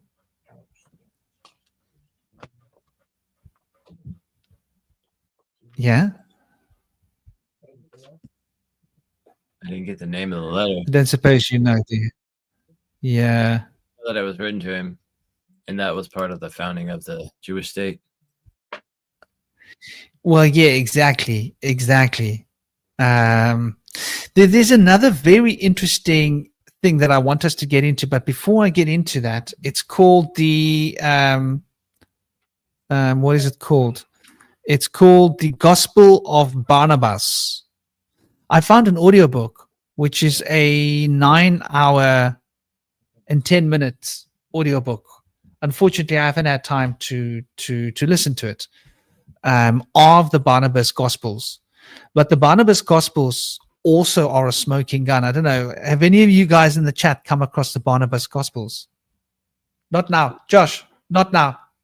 Take it and put it away.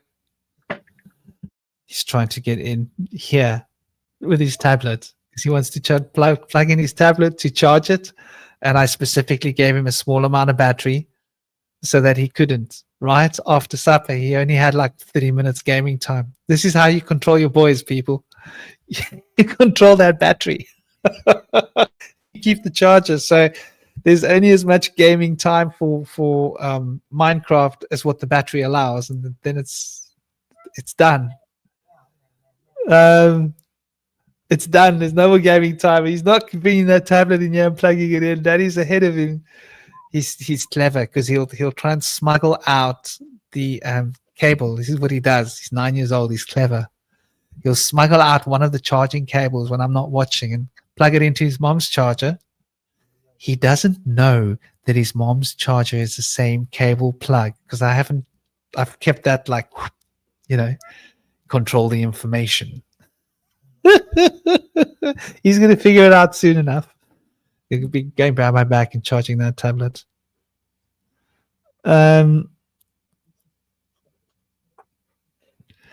Yeah, man, he wants to see his dad's mind.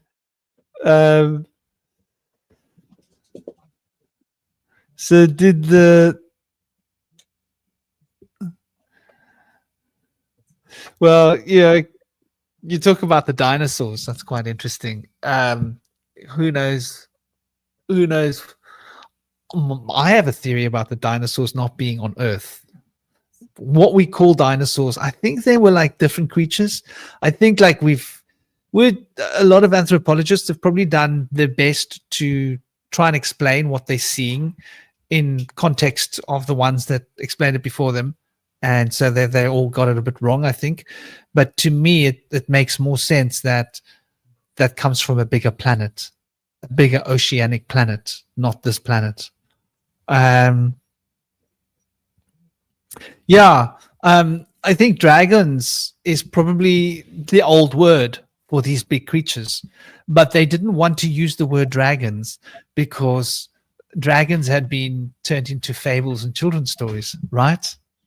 They didn't want us to actually go and revisit our children's fables and look at them from a historical context, that there might be more being said by these children's stories and these fables than just a whole lot of absolute nonsense.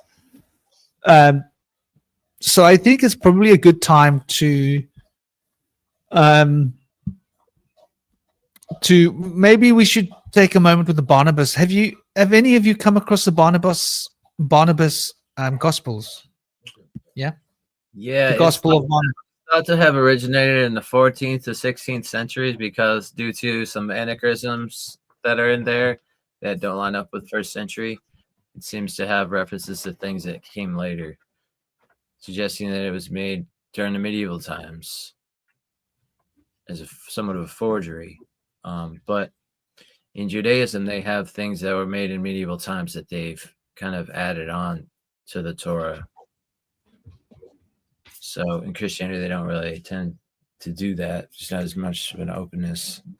They have so many apocryphal works already that have been thrown out from old times that a different narrative they want us to tell. Well, this is an interesting point.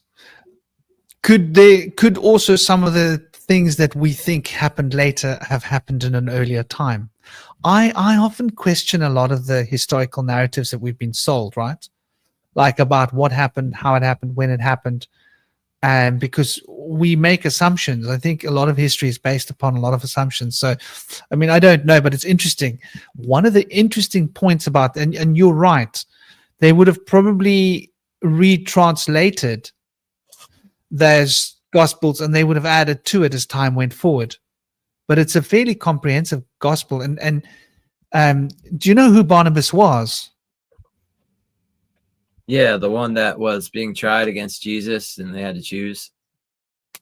Yeah. Yeah.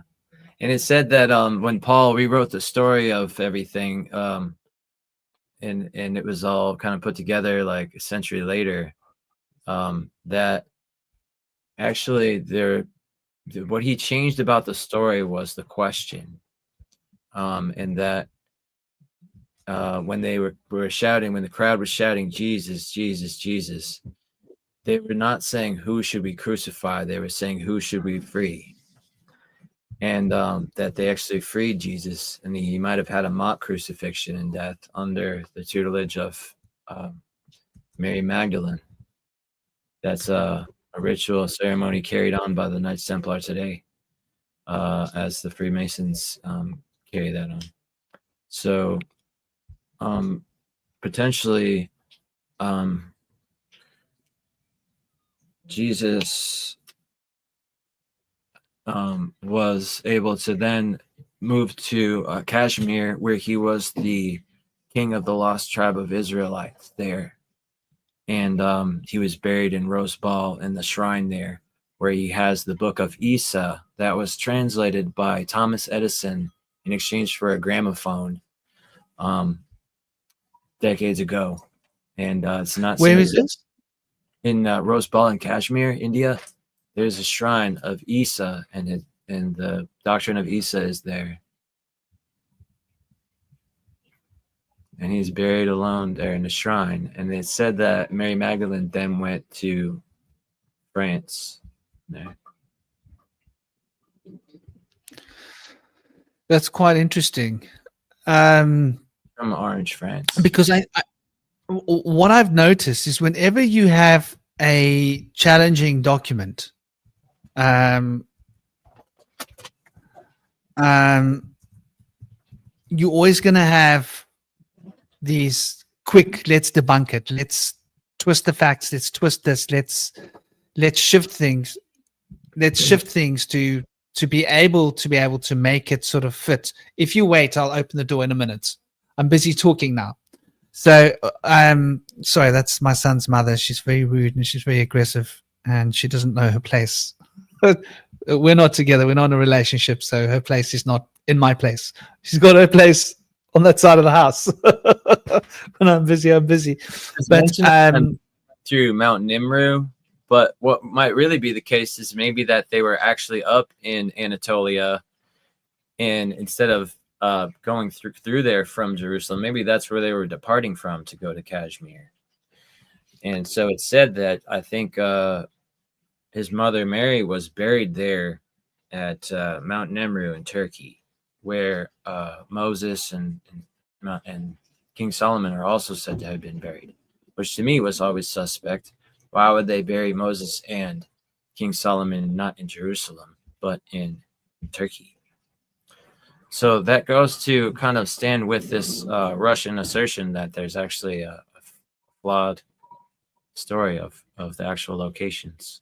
And that it's actually more likely to be in Anatolia, modern day Turkey.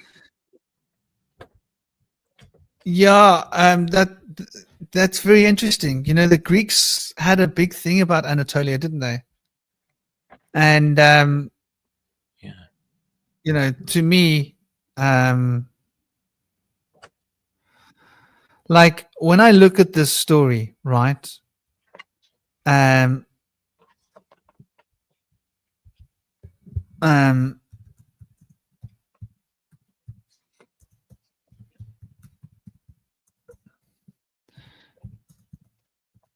It seems to me very convenient. I wouldn't even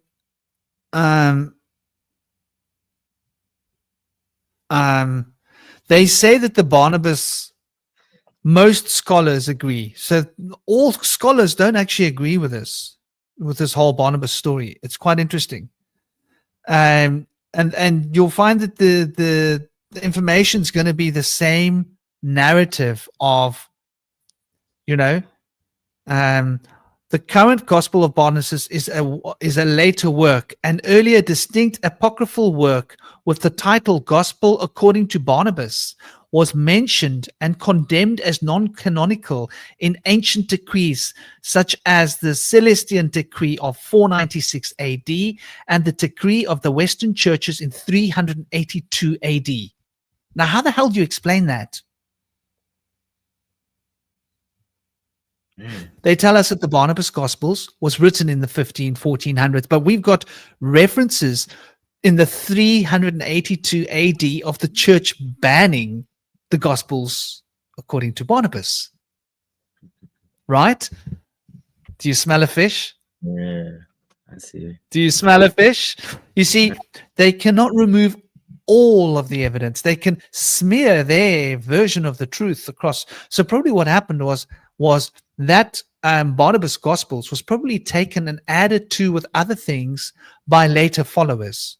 And we got this version. But there is an original Barnabas Gospels that goes back and it's referenced in the papal histories by 382, which means that it existed prior to that time. So it adds a lot more credibility to the story of Barnabas. And the interesting thing was Barnabas became a disciple of Emmanuel. Now, this Emmanuel had saved his life. Do you want to know what's one of the core ideas in the Barnabas story? That's amazing. This is the story. I hope you're all sitting down because this is quite a thing to think about. So the original story of the Barnabas, this was why the original Barnabas Gospels were banned in 382. So forget that story that they were only written in the 1500s. Just let my son in quickly.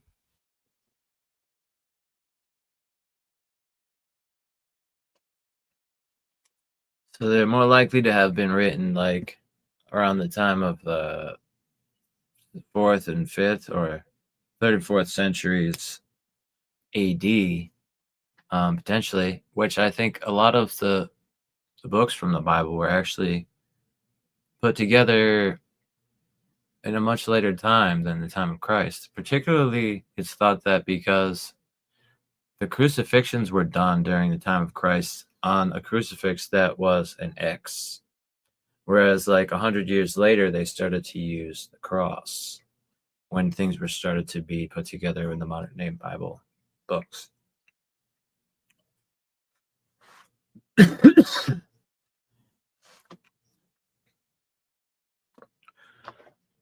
But there was things done Yeah. like around 600 BC.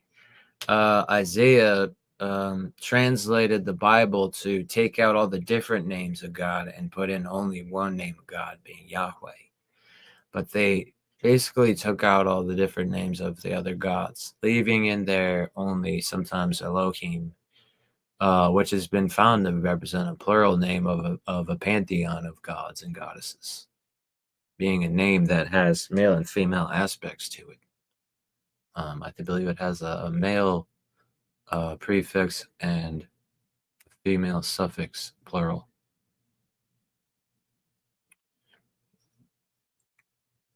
And there's the Eloi and the Elohim.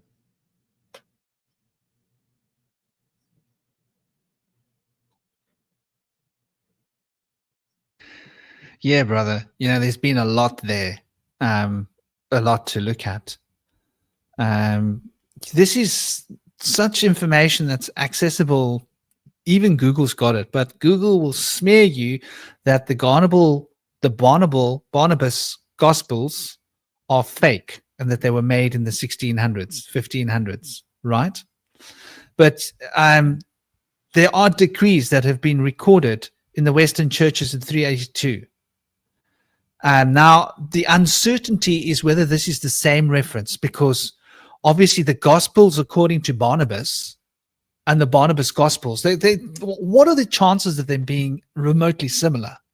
Because there were loads of different Gospels related to Barnabas, right? Or am I wrong? So it's clear that the original Gospels of Barnabas have obviously been either added to or doctored down or watered down. But the reason for why the original Gospels according to Barnabas was actually banned by the church is absolutely shocking. So basically, Barnabas claimed that after his life had been saved, right, that it wasn't Emmanuel or Isha or Jeshua or Joshua who went onto the cross, that Judas Iscariot took his place and had been made up to look like him. And that was cause in 382 for the Gospels according to Barnabas to be banned. That was the reason. Now, in these Gospels of Barnabas, the Barnabas Gospels, the same narrative exists. Now, I find that quite interesting, right? Because Judas and Jurush,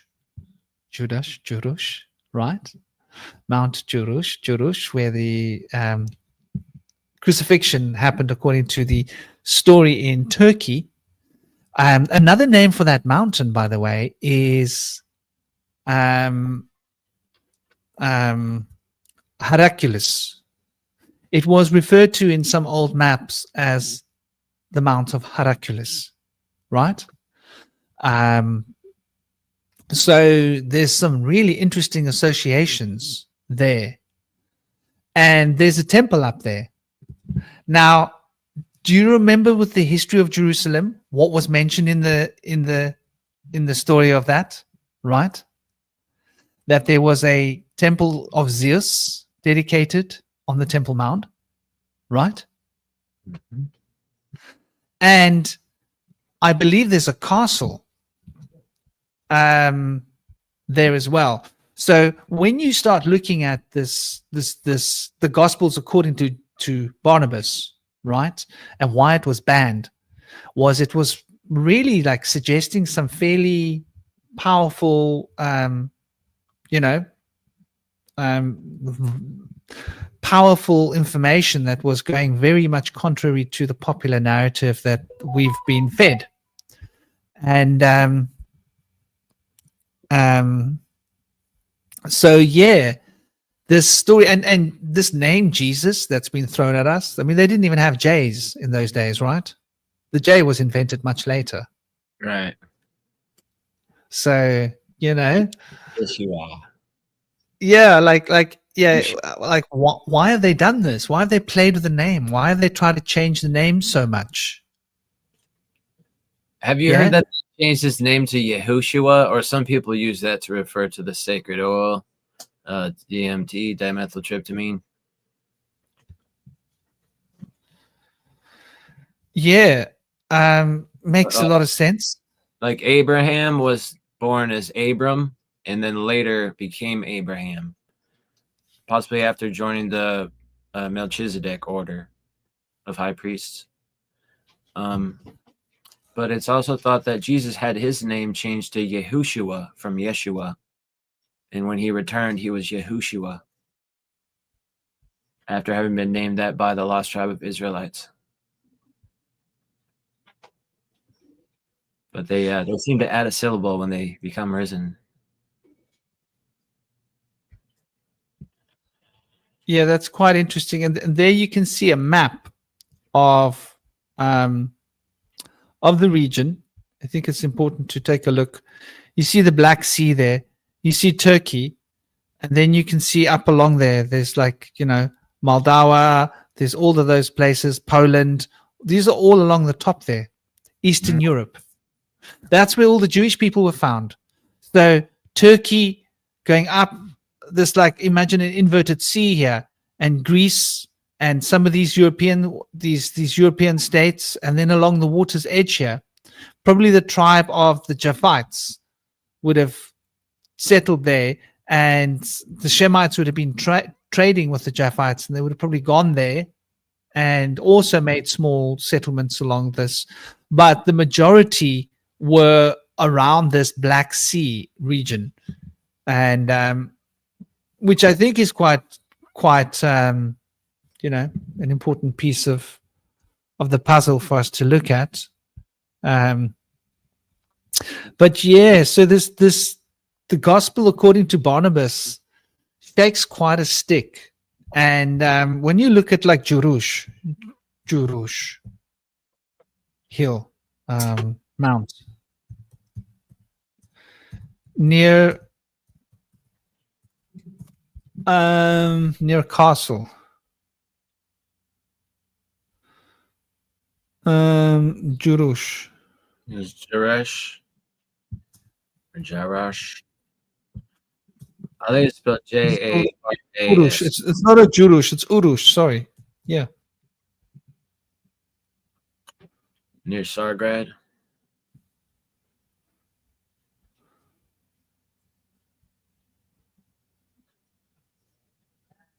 The Ankara province. Indigo, please stop it. So, Indigo, come here. Here, come. Come. Here. Sorry, she's starting to bark, and Josh just wants to sleep. Come here. Indigo, come here. Here. Come to daddy. Come. There we go. Nothing to bark at. Okay? Come lie with me. All right. There we go. Yeah. Sorry. So let me actually find. Stop it now, my darling. I know you're keeping the house safe, but I'm here. I got a katana over there. All right. I got a malamute over there, and there's you and me. So relax. Katana's not far from me. It's a beautiful katana as well. Carbon steel, yeah. So it's the 1080 carbon steel. The 1080 is slightly denser and harder. So, you know, you got to be a bit strong to wield it, but it gives you a whack for your buck. You know, it's a bigger caliber. You got to have decent arms though to be able to wield the slightly more dense 1080 carbon steel. But so it's not one of those stainless steel jobbies, you know, that people have. It's Japanese folded steel. It's old school. So I thought, like, shall we take a look at that particular information about that place? Have you got much that you've made notes for? Anything to consider with regards to that? Yeah, I just wanted to mention that they spoke of Yusha coming from Jaresh, which I believe is modern-day Sargrad, Jordan. And then there was mention later that he was baptized at the Bosphorus Strait in River Jordan. But I'm seeing here in my notes that Jaresh is equivalent to Yoros. So that I think that's maybe the modern day name near Istanbul. Then he was. Please, I just got to let that little dog in quickly. He's crying at my door. Okay. Carry on, brother. He was said to have been buried at a different location in Pro-Abu Simbel, Egypt. And then Mount Sinai was said to have been Mount Vesuvius in Italy. So these are the said actual locations, according to the Russians or the Eastern Europeans that are putting out this information of whistleblowing on a cover-up, where they had actually hidden the real locations in order to protect them from being trampled by tourists and pilgrims and such.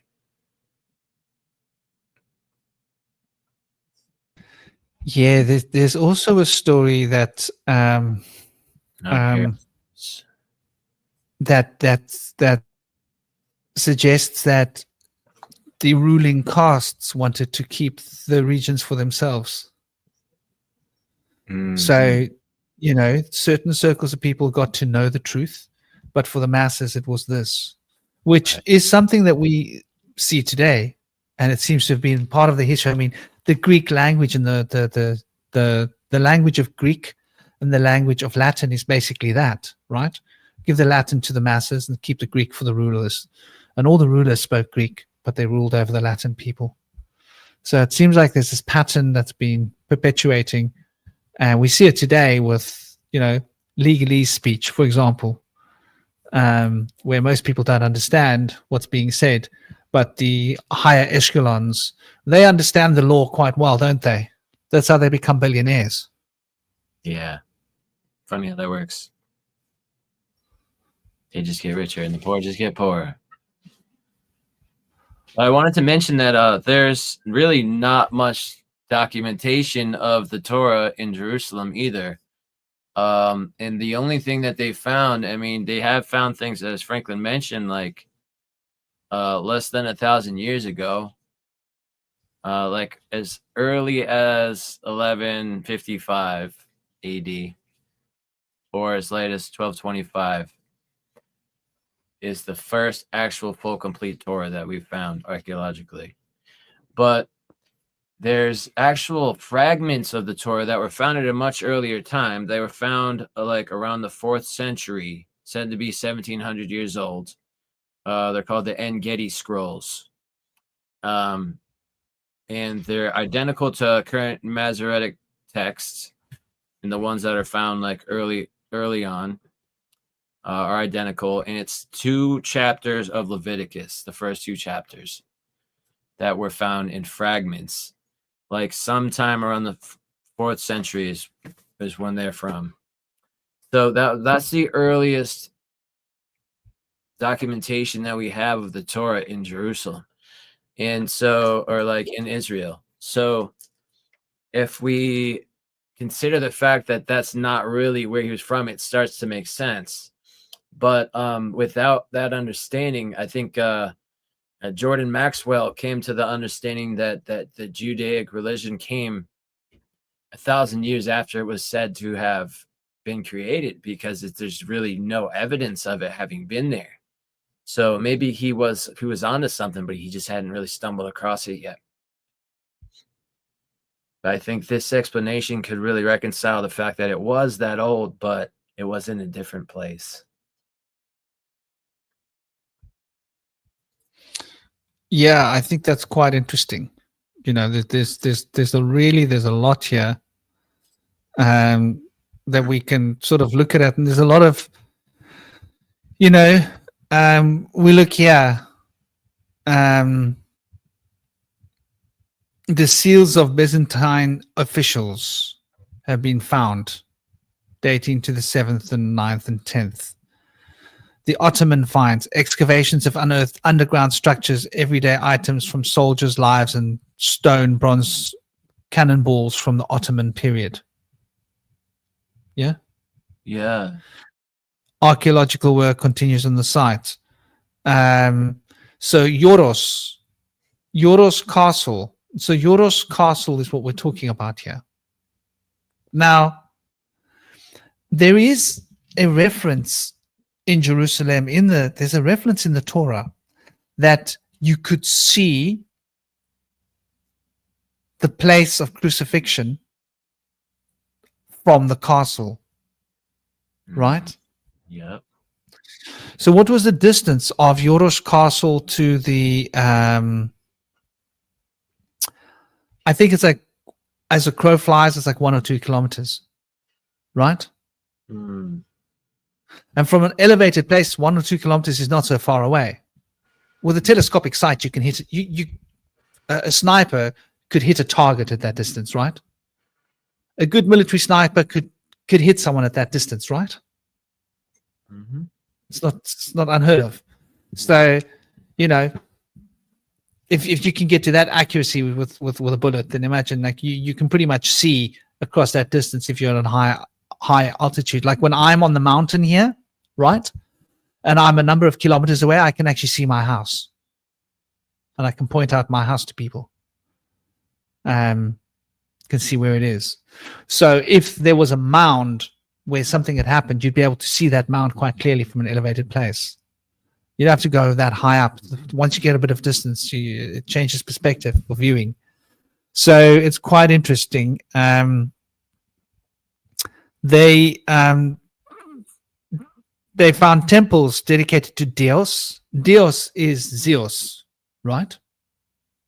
So that's the temple that's referenced in the history of Jerusalem, right? And it's quite interesting that there are a lot of other bits and pieces, you know. The site was a trading and military outpost for Phoenicians and Greeks. They called it Huron. Sacred place. That's quite interesting, isn't it? Mm-hmm. So this Yoros has always been considered a sacred place. Yeah. And so this, you know, this is just something to think about as well. Then we've got the story of Andronicus Christ. Okay. So the Andronicus Christ is a story. Andronicus Christ is a figure who promotes his theory primarily through online platforms. This is what they're going to tell you about this, right? And this, just so that we know, this figure is a that actually came up with the story is not just some person. This is a highly respected anthropologist and historian from Russia. It's not just some random figure, but they don't want to fill in the gaps. The same thing as when they talk about Rupert Sheldrake, they don't speak about a PhD biologist with loads of peer-reviewed papers, right? They talk about him like a figure, this quasi-psychologist who's talking about random stuff. They don't say this is a guy of science with a background in science with loads of peer-reviewed papers, and he has been given many scientific awards in his life for outstanding scientific research. It sounds different when you speak about Rudolf Sheldrake like that, doesn't it? Than just this figure. So it's interesting how, they immediately go. But the theory is this, that historically and biblically significant city of Jerusalem was not located in modern Middle East, present-day Israel, but rather in Anatolia, which within the borders of modern-day Turkey. The idea is that history has been fabricated, right? And the fabrication was created by high-ranking Roman Christians in the 4th century AD. Now, this lines up with the actual historical research that I did, because Golgotha was only named in the 4th century. Before then, there was no such place as Golgotha. In fact, it was, as we said, Constantine's mother was sent to that region to isolate and find an acceptable Golgotha, because Golgotha is referenced in the old texts, but that particular hill was named Golgotha in the 4th century, and that is, you can track the evidence of that. So, okay, to take it with a pinch of salt, there's something to that. As part of Emperor Constantine's plan to establish a holy land, this is why he sent his mother.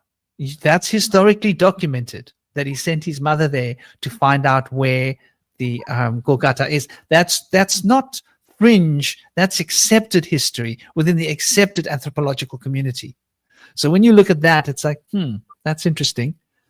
So the story is that there was a geographical relocation, and that much of the history that we've got was a fabrication. So let's get into it. Let's get a little bit into the juice. Are you ready for the juice, ladies and gentlemen? Get a bit of juice going. Can you see my screen where I am, brother? So Jerusalem used to be called Al-Quds since the 9th century, right? Prior to that, it was known as Bayat al-Maqdis, right? Before the Islamic. And it was called Ilya in the Roman name. Jerusalem was then called Bayat al-Maqdis, and that was from the 638 century, right? At first, the name referred to the Temple Mount, but it later expanded to mean the entire city. This name was used alongside Ilya, the name the Muslims used, which came from the Roman name for the city. The shortened version of that name, Aelia Capitolina. So Aelia Capitolina was the old name, and it was still being called this up until 638, but it had been for a long time prior to this. That was the original name of the place. Following its conquest by the Muslim armies of the Byzantine Empire, its name changed. The Hadith during the early Middle Ages, basically, when they conquered. The origin of the name Ilya, it's an Arabic adaptation, right? And the city had been given that name since the second century AD. Yeah. It was built, much of the city was rebuilt or built around the 130 CE under the Roman Emperor Hadrian, following the second revolt. So the city's reconstruction was completed after that, 132 to 135. Now, if we go back further time, there's a Madabo mosaic map, and we can go and find it. Maybe I can find an image of it. Indy, could you find us an image of the Madaba mosaic map? Are you with us?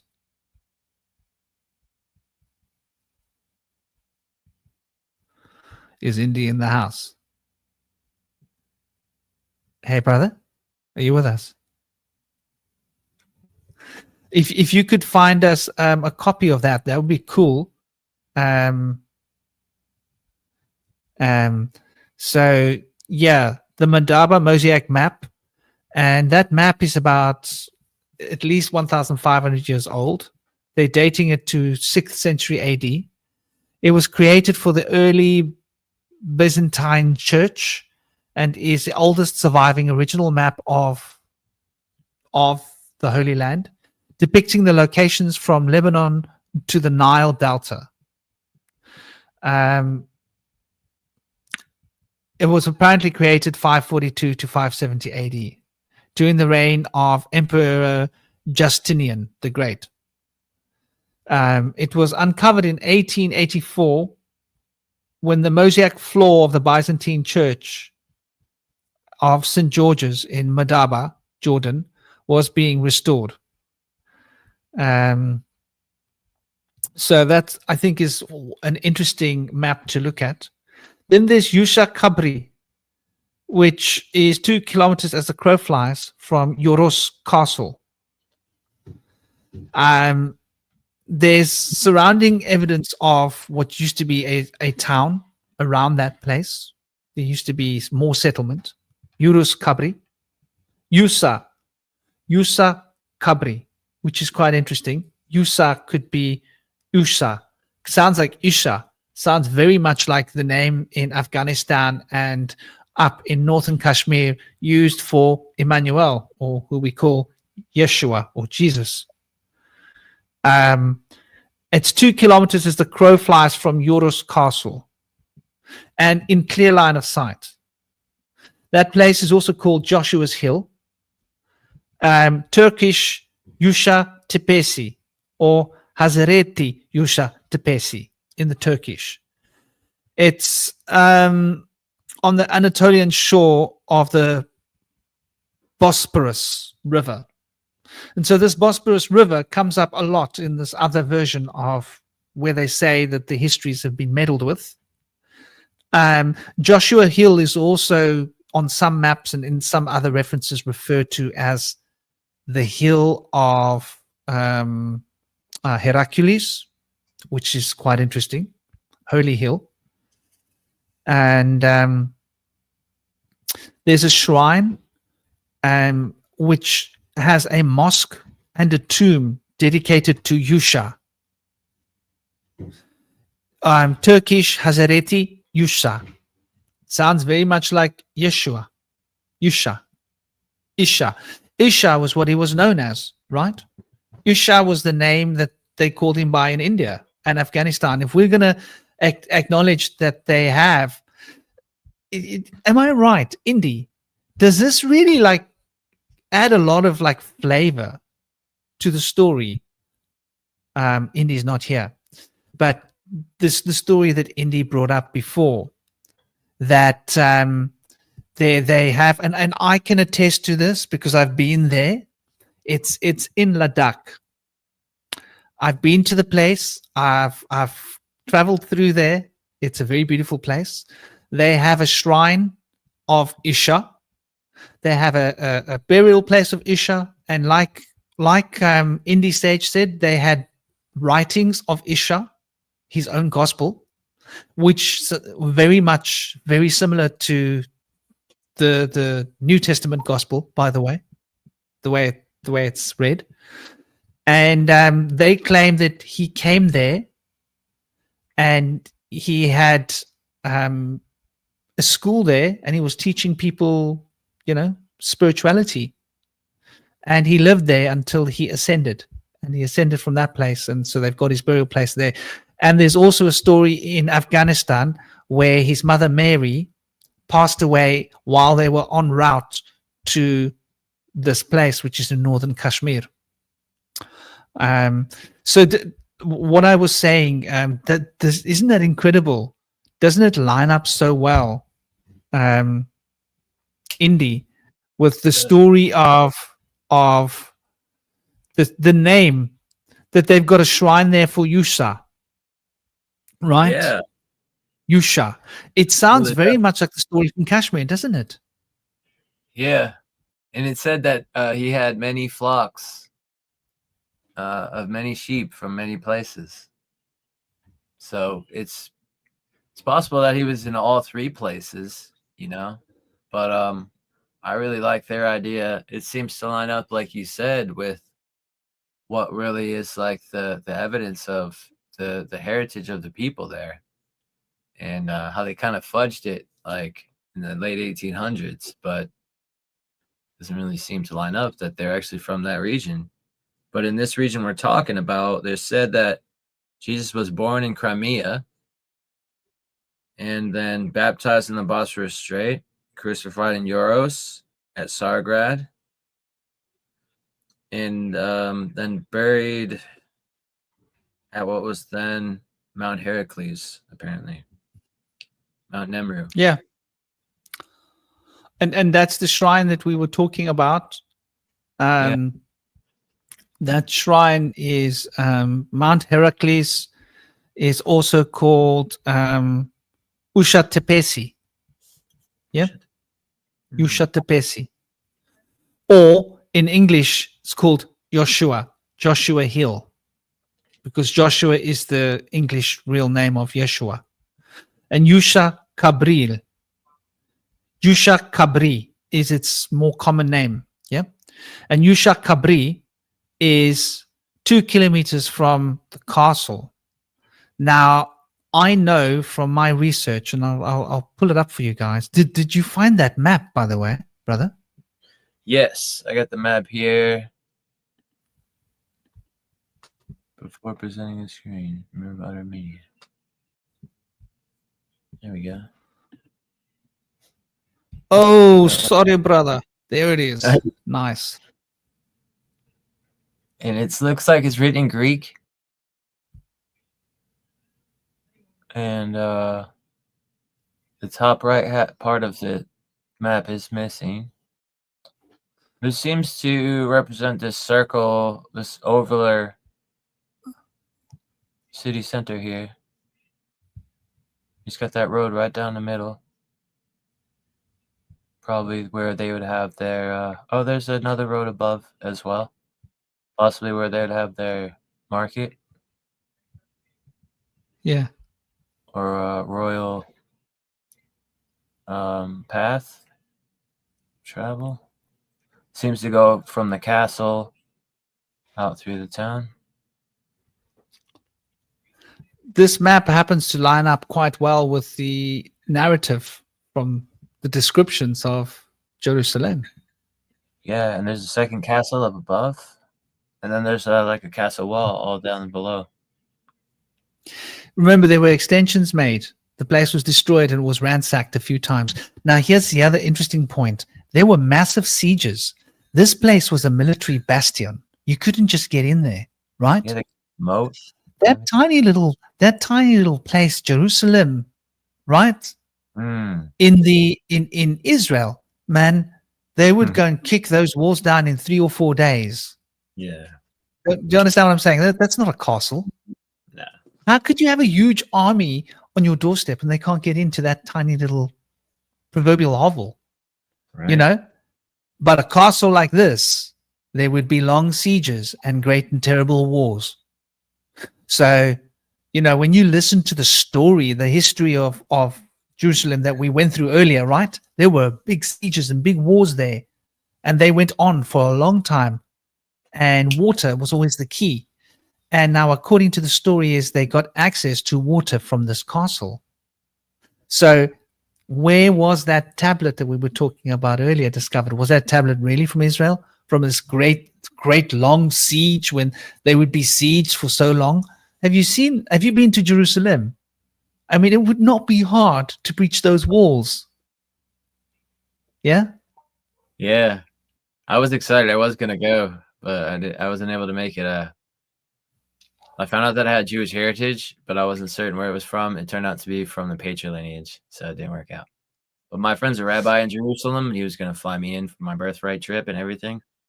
But unfortunately, maybe not in this lifetime, I guess. Maybe later on in life, hopefully.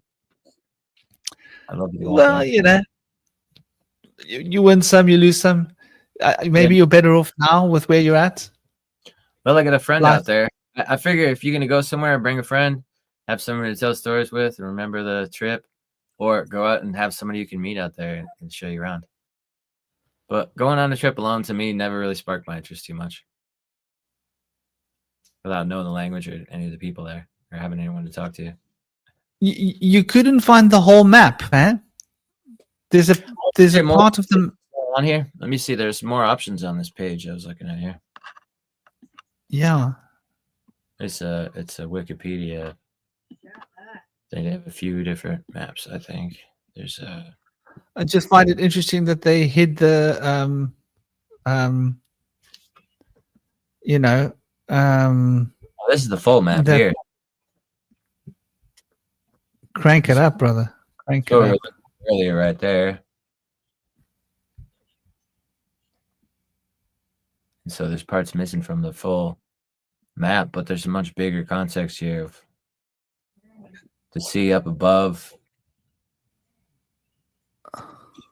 Just a little outpost here. Some smaller places around. So you can see in reference with these smaller towns, there's a little bit of a bigger city over here. And I don't know what these must be major roads or something. I'm not sure if there's a river. Probably river. Yeah. Yeah. You see, according to the story, they had to remember the history we listened to. They had to enlarge the city several times because the population grew. It was originally not very big. It was originally a well-defendable, small, like a castle, basically. So by the stories that we heard, they're describing a castle, and then when we go to Israel, it's like, oh, was that it? That's it. Like, it's hard to believe, you know. There's the part of the map that's interesting. So where's that name, Urusha? Where's that name where they've taken it off?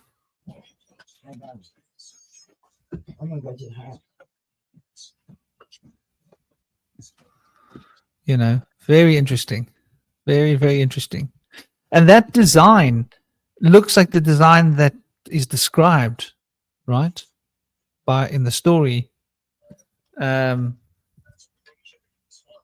So, you know, there's some interesting elements, and once again, the Barnabas story, you know, I find that really interesting, especially since they are very quick to tell you that it's a fake that comes from the 1500s. Only there is actually a story of Barnabas's writings being banned in 300s.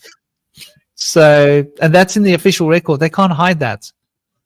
So that's quite interesting. If you ask the AI has to answer that. Has to yeah, that's true. Yeah, okay. You know, which is interesting because you would have thought all those scholars would be mentioning that, wouldn't they?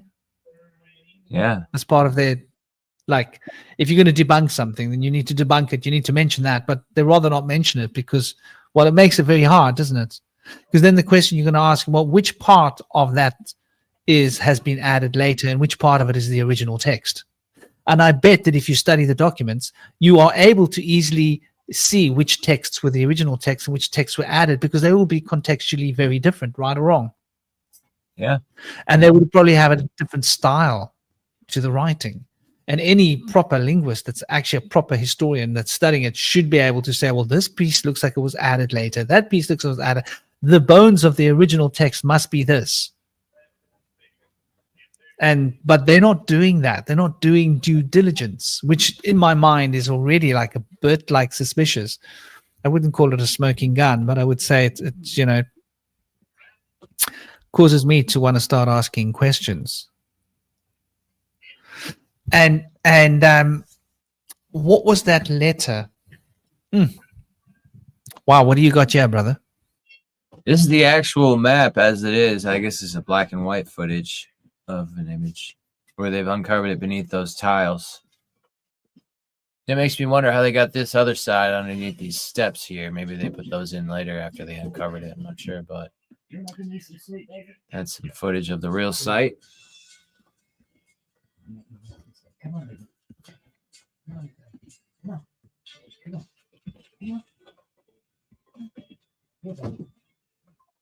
And this is the river and the sea that's above. There's the delta where this larger fish is swimming in.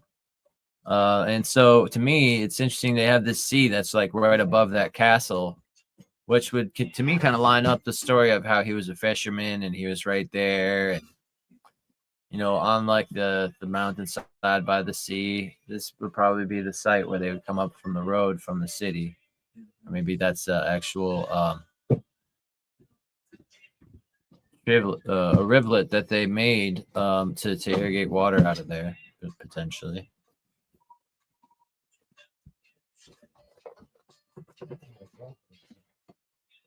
But it's also interesting they have images of a deer, and that could shed some light on some things. Grazing animals were in that region as well.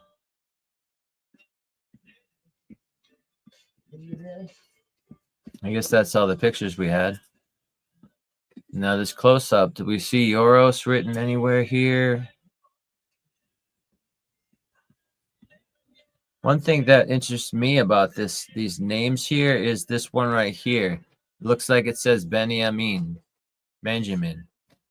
which to me is more of a reference to like a Hebrew name, Benjamin. Exactly. And I think when you start looking at it, you'll probably find there's going to be more of these sort of things that you can find, like Bedorfen. Yeah.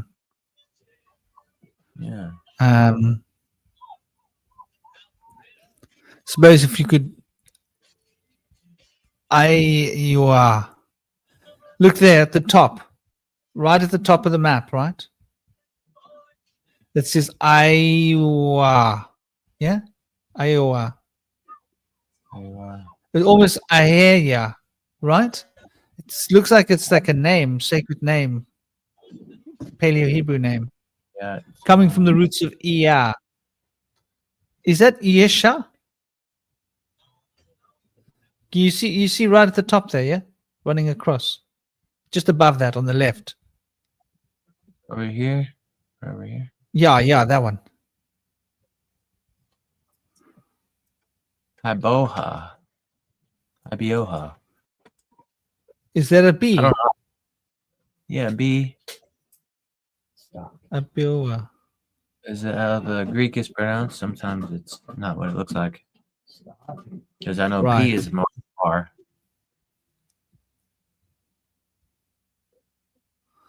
Well, it's interesting. Very interesting, Yeah. This makes me think of Ethiopia for some reason. Don't know why it makes me think of it, and there's no rational reason for it. It's just like my There's a big- unconscious memories. Ethiopia and Jerusalem because of King Solomon and Cleopatra. Is it or Sheba? Is it Queen Sheba or Cleopatra? I'm not sure. Queen of Sheba, yeah. King Yeah. Solomon and Queen of Sheba. I like to call her Shiva Yeah. because the B and a V is quite easily interchangeable. The Renovator. Yeah, the renovator. Yeah. So, that's basically, I think, a lot of the ideas related to the story that sort of brings quite a lot of questions into it. I would also say, there's other elements to consider here as well. The idea of the crucifixion, the way it's been presented to us, it's never really added up for me. And, what does Golgotha mean? I suppose that's probably a good question to start with. Golgotha meaning the place of a skull.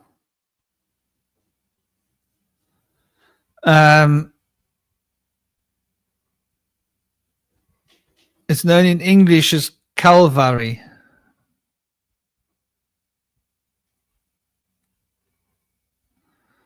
So the place of a skull, which is quite, I don't know, seems quite interesting to me,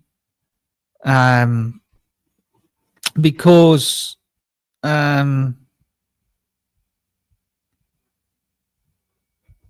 you should topesi. I wonder what the meaning is of these words.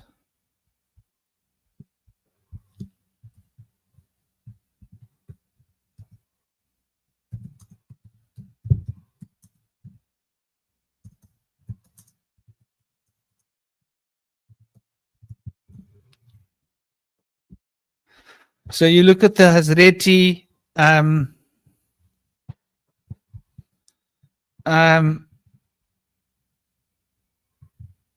it's housing the prophet of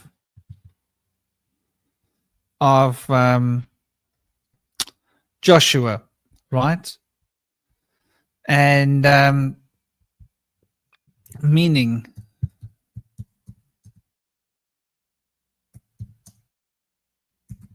Original tongue.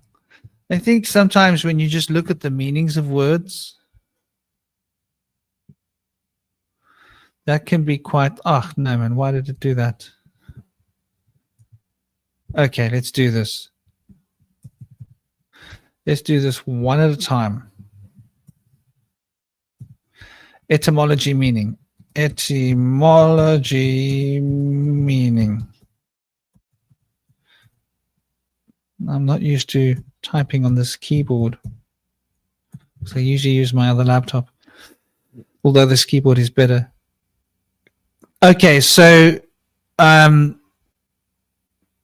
tepe means crown of the head. Are you with me, Indy? I'm here. Yeah? Yeah. So Golgotha, the meaning of the word Golgotha has got something to do with the meaning of the skull, right? Yeah. That's what the word Golgotha means. I thought- Now,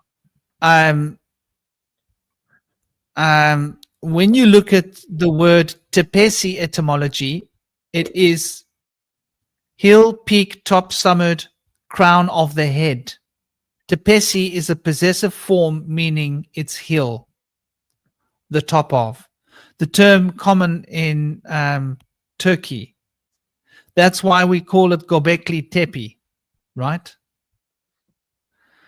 So let's see what the other ones suggest.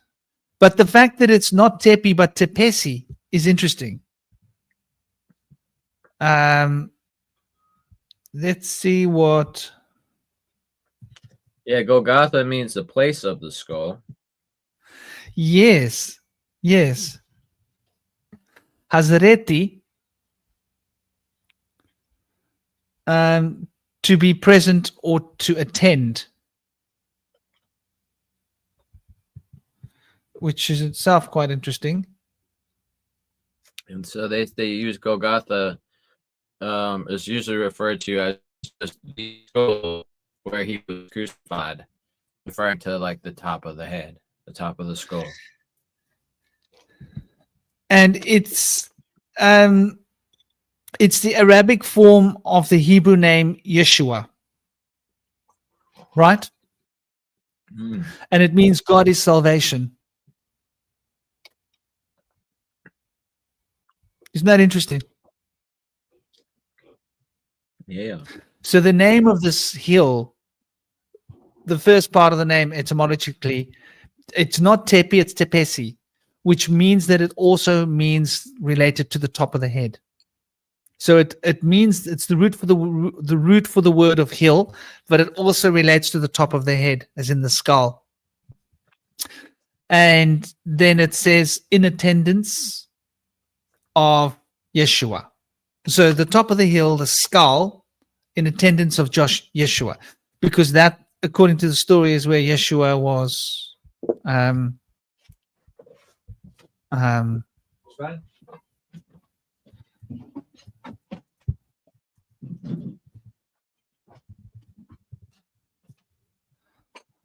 So that's quite interesting.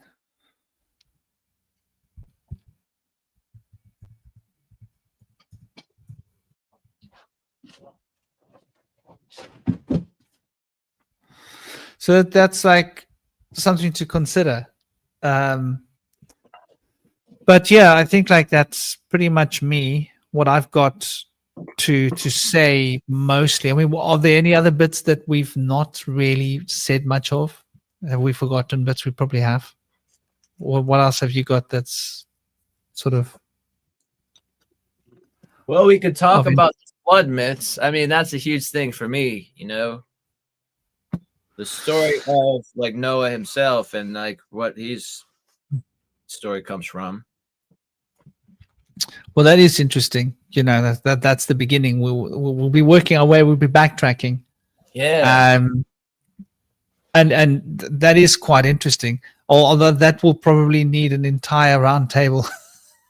It's true. It's a big one. But it is quite interesting that this migrations of the people that we look at that stem from this flood story, right? And the interesting thing is the flood story hasn't changed that much from Sumerian, Akkadian,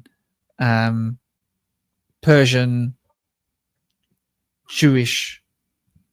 What is the Arabic name? Arabic flood myth. Have they got pretty much the same one as the Old Testament? They have, haven't they? Yeah, I would imagine Nu. so. I don't know what the name of the They figures call is. him Nu. Nu. Yeah, Nu. Cool. And that's taken from the story of Ziasudra, who was the son of Enki, and he was half god. Now, in the earlier story of Utnapishtim, he was chosen to save the seed of mankind and the animals.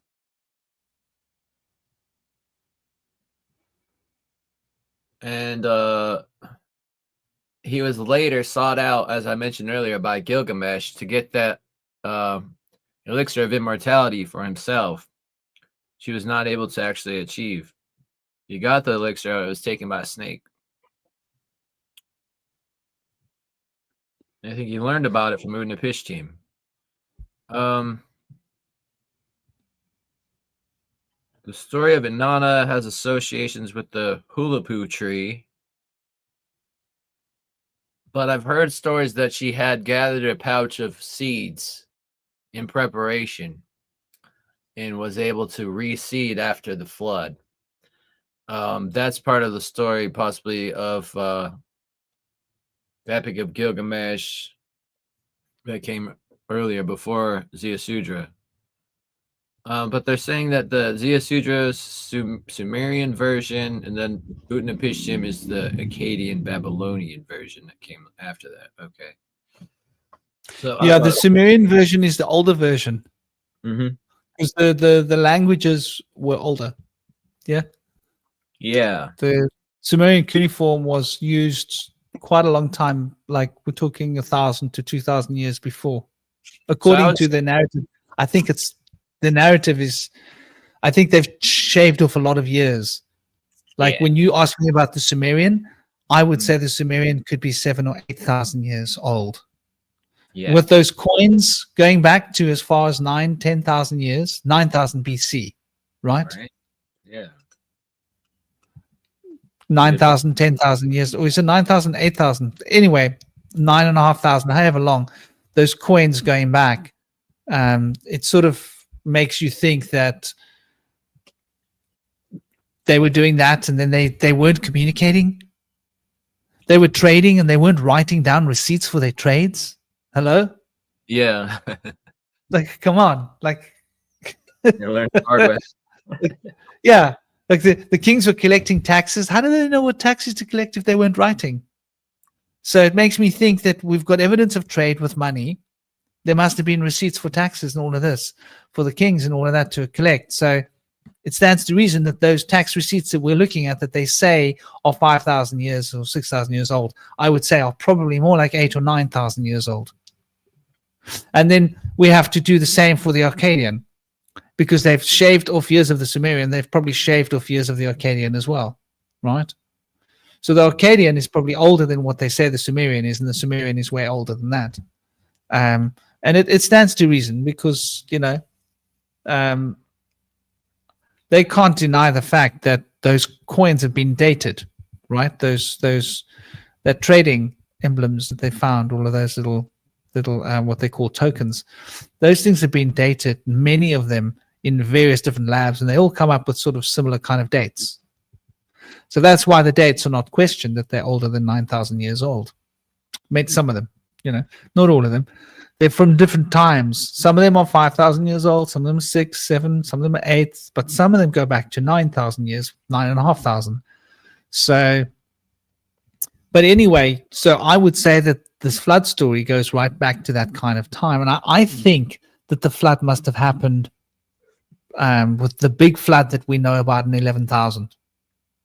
And then I think there was a smaller flood more recently as well, the mud flood. Yeah, that's in the last centuries. So these floods come periodically. I mean, what are your thoughts of the mud flood?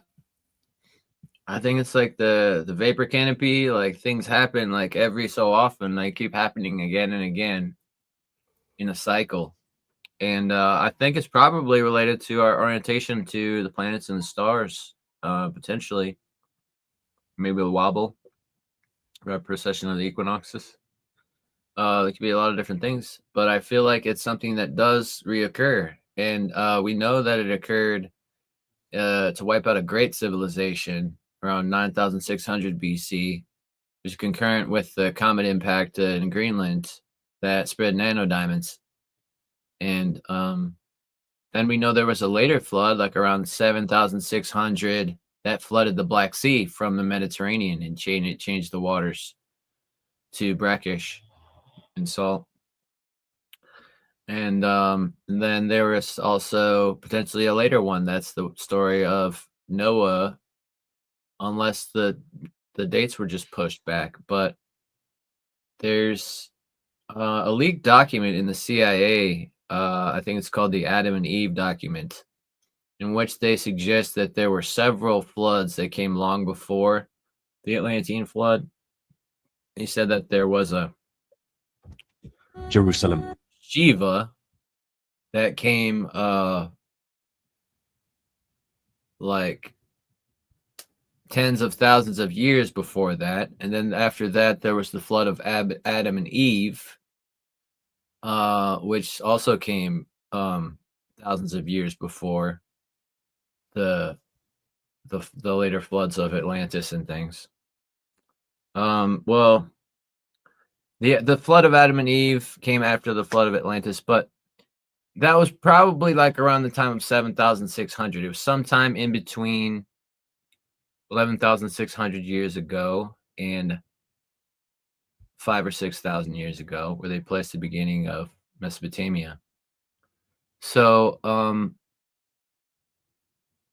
there's a lot of different dates that have been put for major floods, and I don't know if these were ever really a global flood that had a big impact outside of the region that these people telling the stories were in.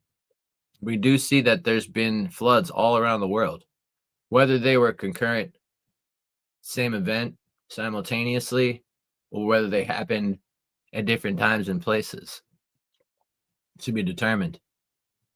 But the flood myth, just like the dragon myth, fire-breathing dragons and floods, is told by all cultures around the world, as well as the giants as well. So there's a lot of stuff that's there, and we don't really have too much clarity on the exact dates of these events or how widespread they were.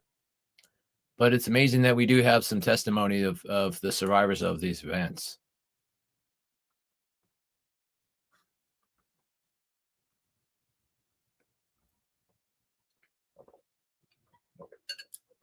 I imagine a lot of other people were able to survive, but they just they weren't prepared.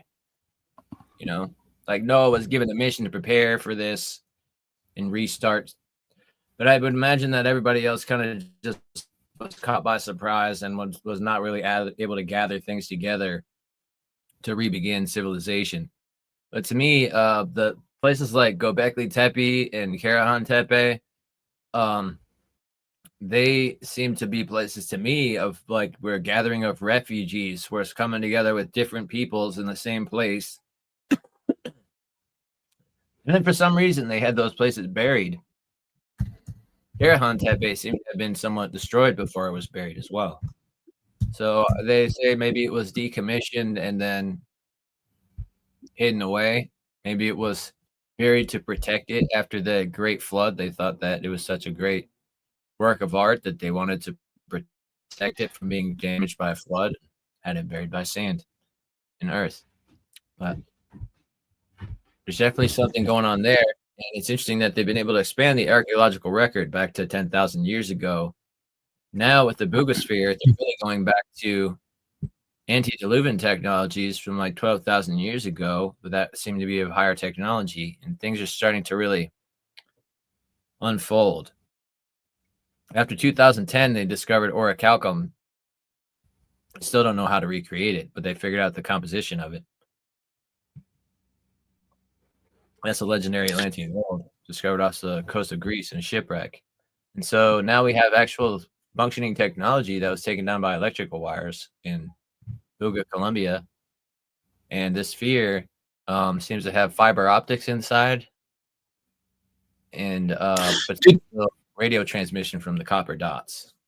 Do you find it interesting that this sphere comes from that time? The dating of the sphere dates back, I think, to 11,500 years. Huh? Is it 9,500 BC? Yeah, something like that. That's what the reason that they've dated, which they've been able to remove from the actual, embedded within the sphere, in the inside the actual groovings inside the sphere. So imprinted onto it, shall we say. So that to me is quite interesting. Makes me think about the age. And I think we're at a really important time. Like this Israel story, I think is like really central. And for example, when they were trying to get the Israeli people to come and live there was this Sir Moses Montefiore and Judo Torah. And these guys were big sort of proponents in actually getting this sort of idea put forward that the Jewish people should be in Israel. And they funded, and this was during the 1900s when its Ottoman Empire was failing. They were actually pushing for Jewish people to go back to that or go to that place so that they could take charge of it. And in 1917, obviously World War I, they annexed the whole of that area, and it was basically taken. So here we go. So there's a letter that I want to share with you guys. I want to share it. I want to share the letter.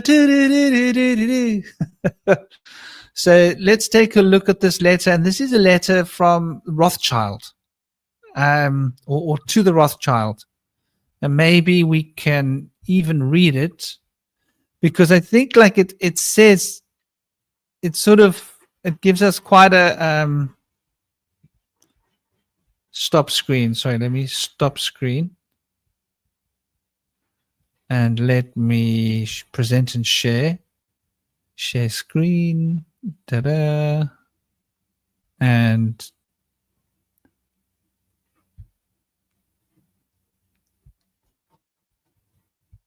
we don't need that. So there we go. We just need to add it to the screen.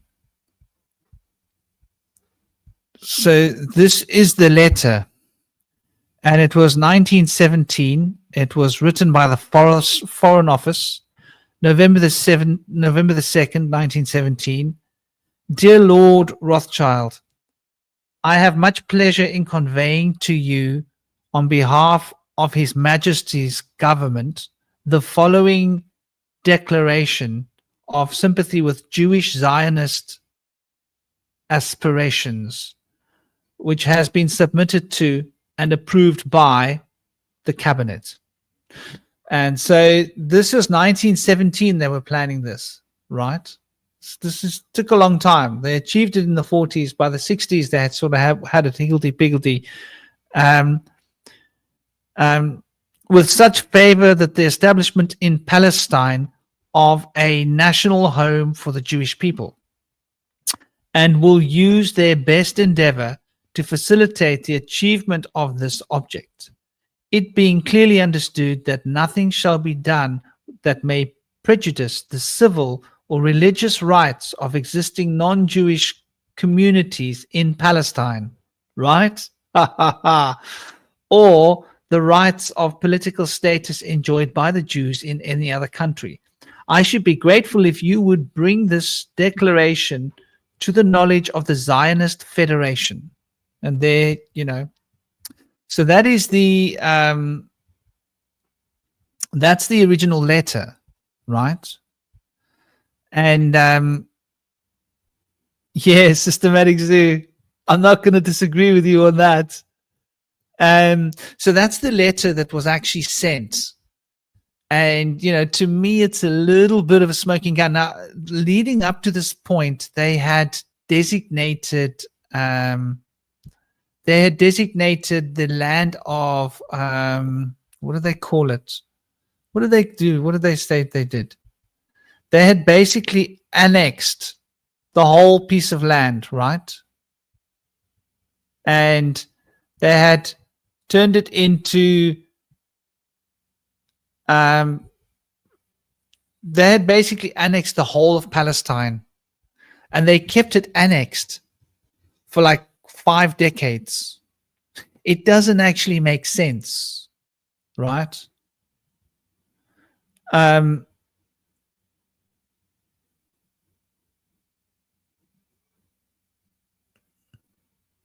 Is YouTube not allowing you to talk to anyone? What's this chaos? Gaz, what's YouTube doing? What's going on, brother?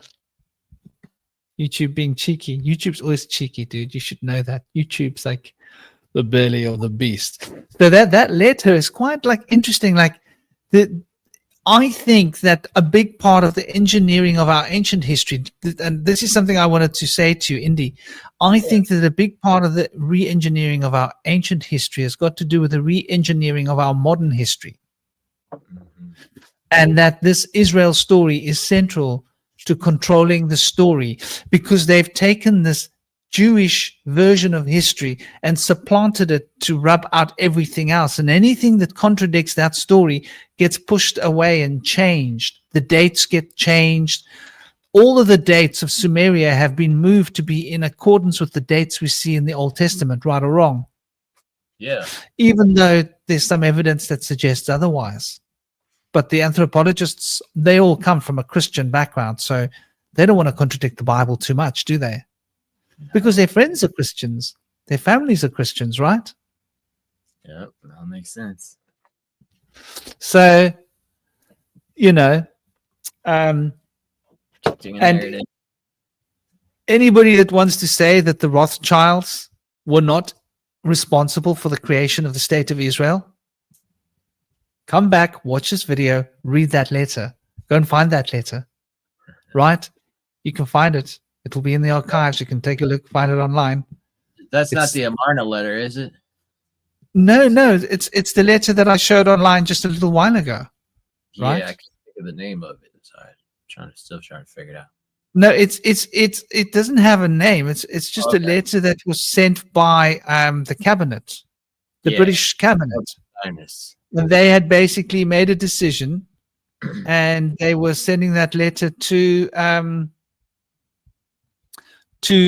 Rothschild and informing Rothschild that they finally have voted in the cabinet and they are happy to reinstate. And that letter was written in November the 2nd, 2017.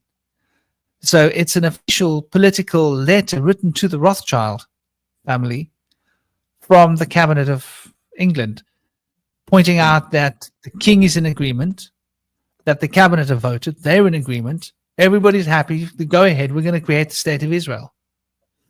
And Is in it that not- letter, they, hey, You said 2017. Is it 1917? 1917. Yeah, yeah. But they only created the state of Israel. When did they create the state of Israel? The 40s. Right. But before they could create the state of Israel, what did they do? They made sure that they populated Israel with a Palestinian. dominant population of Jews. I mean, Yeah. Oh, Palestine. right? Yeah. So they couldn't just turn it into a Jewish state because the Jews were such an incredible minority. It took them 30 years, a quarter of a century, to get enough Jews to come and live there so that the Jewish people would be a majority, which in itself, I think, says quite a lot. So history is definitely trying to show us something, that this whole Israel thing was fabricated. They had to literally import the Jewish people on planes and buses and ships to get them there because there just weren't any. And when we go back in history, they tell us, oh, well, there were loads of Jewish people there then and then. But there's no real, proper consensus evidence. The consensus evidence, or the actual census evidence that we do have, suggests otherwise. So,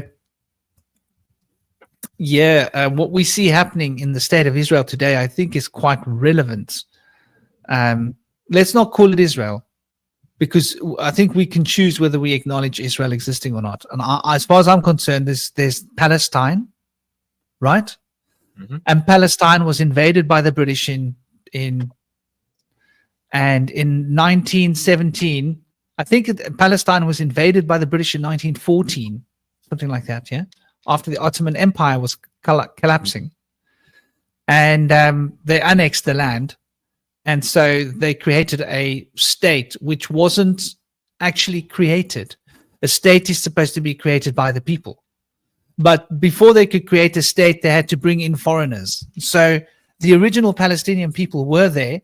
All the foreigners were brought there by force, by another country. Those people didn't actually have a right to be there, because in order for them to be there, the Palestinian people should have had a decision of whether they were there or not. Am I right or wrong? Because it was their land.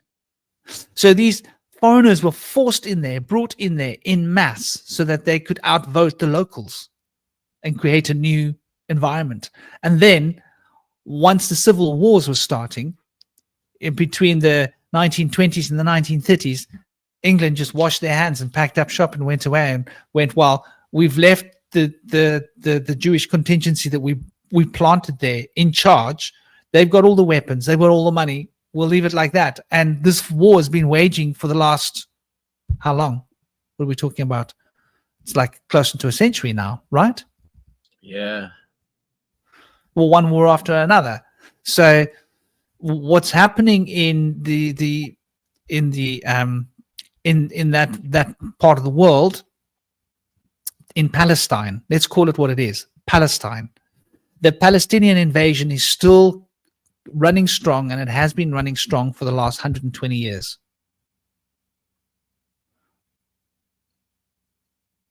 And they've legitimized that invasion, legitimized the new state that they've created, even though if you look at it in terms of international law of the time, it was not legitimate, because the people who lived there should have had a say, and they didn't. So whatever happened there was not Sanctioned. It was not sanctioned. But you can't go into another country and tell them what you're going to do and call that democracy, can you? Mm-hmm.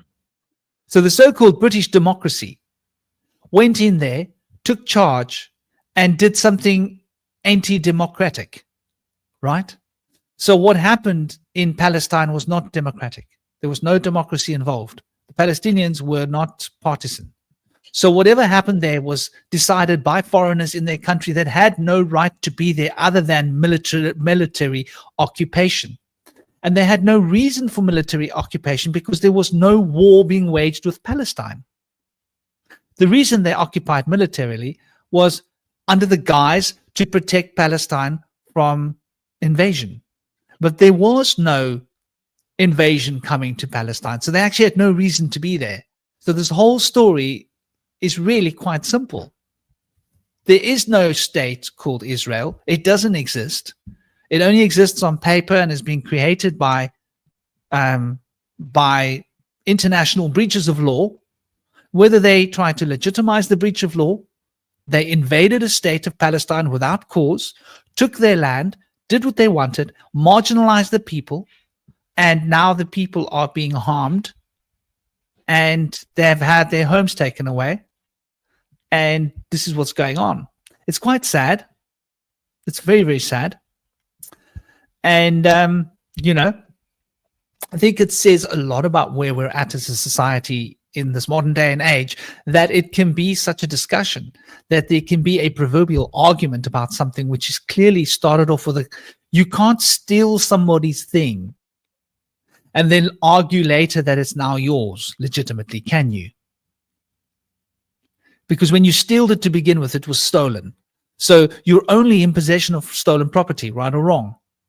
Correct. And there is no point where that stolen property becomes legitimately your own property, because it will always be stolen property. It's a crime. And they want to quote some stories that are BC, right? They're talking about BC stories that they are claiming legitimacy for the land. Like in the 1600s, there was nobody living there, right? The whole of Palestine, there was like a few thousand of the Semite people, right? That followed Abraham. A few thousand out of a population of about 250,000 people. So 1 out of every 100, maybe just over 1 out of every 100 people was one of those I follow Abraham Semitic peoples. It just doesn't add up, right? And then when you go back in history, there still were very small amounts of those kind of people. You go back 500 years, there was still hardly. So you have no legitimacy to be there. Oh, yeah, but my ancestors were there. Were they there 100 years ago? No. 200 years ago? No. 400 years ago? No. Were they here 600 years ago? Well, yeah, there was a few of them. What about 800 years ago? There were a few more of them then. Oh, you mean when Constantine sent his mother there to create Golgotha as an idea and basically, create a story around us so that they could tax people. And that was done, with financial ends in means, right? They wanted to have a sellable product because the Romans were all about money. Yeah. So, oh, no, we're talking about BC. Oh, we're talking about 700 BC, 500 BC, 600 BC. So you're saying that your ancestors were there 600 BC, and now 2,500 years later, you want that land back? Are you kidding? I mean, what planet are we on? Do you understand what I'm saying? Like, there is no legitimacy. You can't argue legitimacy of back in 5,000 BC, I had ancestors that lived there, so now I have a right to be there. I think there comes a point where legitimacy becomes illegitimate. Yeah, when it comes to land and people moved, and even our ideas of history might be incongruent. Like, there is no real solid hard evidence. There's only theories and hypotheses that these events unfolded the way we thought they did. Yeah, so, the story, and also like, and biblical stories don't add up either. They forge stuff. Like John, who wrote the book of Revelations, was said to have lived during the time of Christ, but he actually lived like hundreds of years before Christ, and so that's why they don't know how he died, and they just know that he survived being boiled in oil or something, because he wasn't actually there to be witnessed by any of the other disciples about Jesus. Who are we talking about specifically? John, the author of the book of Revelations. Oh, right, yeah. His name was Ion, of course. They didn't have a J. And so Ion actually is in a different time, long before Jesus. But they just forged it and when Paul wrote the Bible, he just made it look like they were all together, just to add and make 12 possibly. That's an interesting point. We did that that story of looking at the Bible and how many of those 7,000 odd texts, right? Yeah. There were 7,000 odd texts that are all slightly different. They fall into 4 or 5 categories mostly within like regions and time zones. And within those categories, there are subcategories of differences in the way that these things are written. So like, and then there are like, there must be at least 500 different versions of the Bible. And one of those versions has been the one that has been translated and retranslated and retranslated and retranslated and retranslated for what we get. Broken telephone after 25,000 edits. Right? That's the modern, that's the modern testament, the modern one, right? The New Testament has 25,000 edits in it. Yep. That's incredible. It's not such a big piece of work to have 25,000 edits. And that says like, that's just one version of 500 versions that has got 25,000 edits. So even that version isn't even what it started out as. Not that that version was even correct, because like you say, these are a lot of these stories just don't add up. And then there's John the Baptist, right? Yeah. But they're not even clearly able to tell us what the story is. And do you know why I think that is, Indy? I think that the original texts were edited. But they Part said of the explanation of who John was removed. So They we said have to assume that. he was beheaded, right? Ah, yes, he was. But they say that he was in a time of there was a lot of people rising up to become the king of the Hebrews because of the prophecy. And at the time, he was considered to be one of the people that was considered to be in the running. Even though he himself didn't proclaim himself to be the king of the Hebrews, it's said that he was in that trivial time where they were trying to take out people that were contesting the state and contesting the rabbis. And they went after a lot of people during those times. There was Judas and his followers, and there was 2 other figures that were named Jesus that declared themselves king and gave themselves a crown. I think at least one of which was beheaded.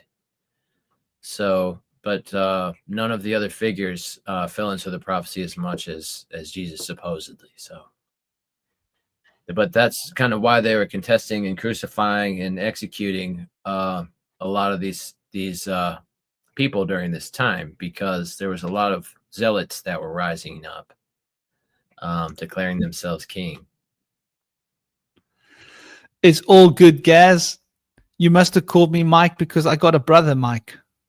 When you drop your truth, Mike, maybe you should have written it MIC when I dropped the truth, Mike drop. Lovely. Yeah, I've actually got a brother called Michael. So, maybe there's something in that, Gaz. And Gaz also, I agree, Gaz, there's a future coming for everyone. I think, though, that there is a use in studying the past. When the past that's been fed to us is heavily dosed up with half-truths, possibly lies, mistakes, errors, whatever we want to call them, when it's not accurate, I think there is a certain essence of something valuable in it, because we're able to sort of notice, firstly, how the wool's been pulled over our eyes now, because right now, this thing is happening now.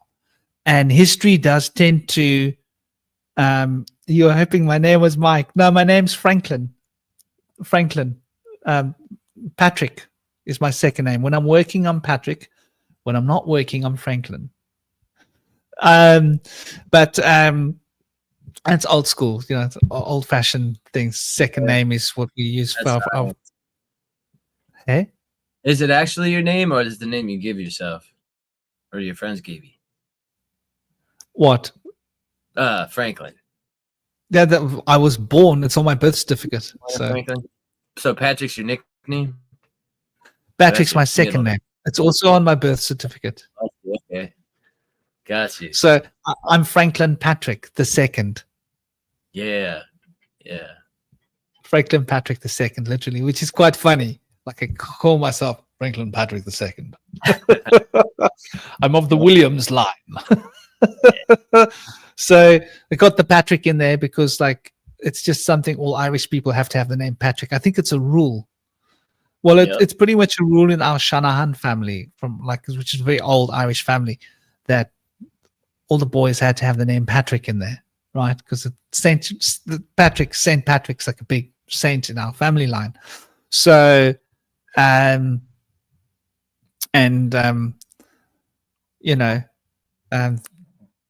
because my grandmother, she was Shanahan, she married into a Williams family, which was Welsh.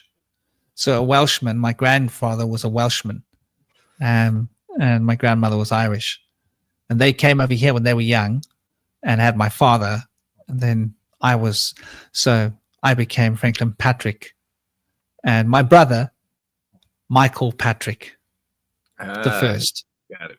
Yep. And my other brother, rest in peace, my little brother, Brian Patrick. You all got it. Yeah, though he's the little one, but he's not alive anymore. He left this world, unfortunately.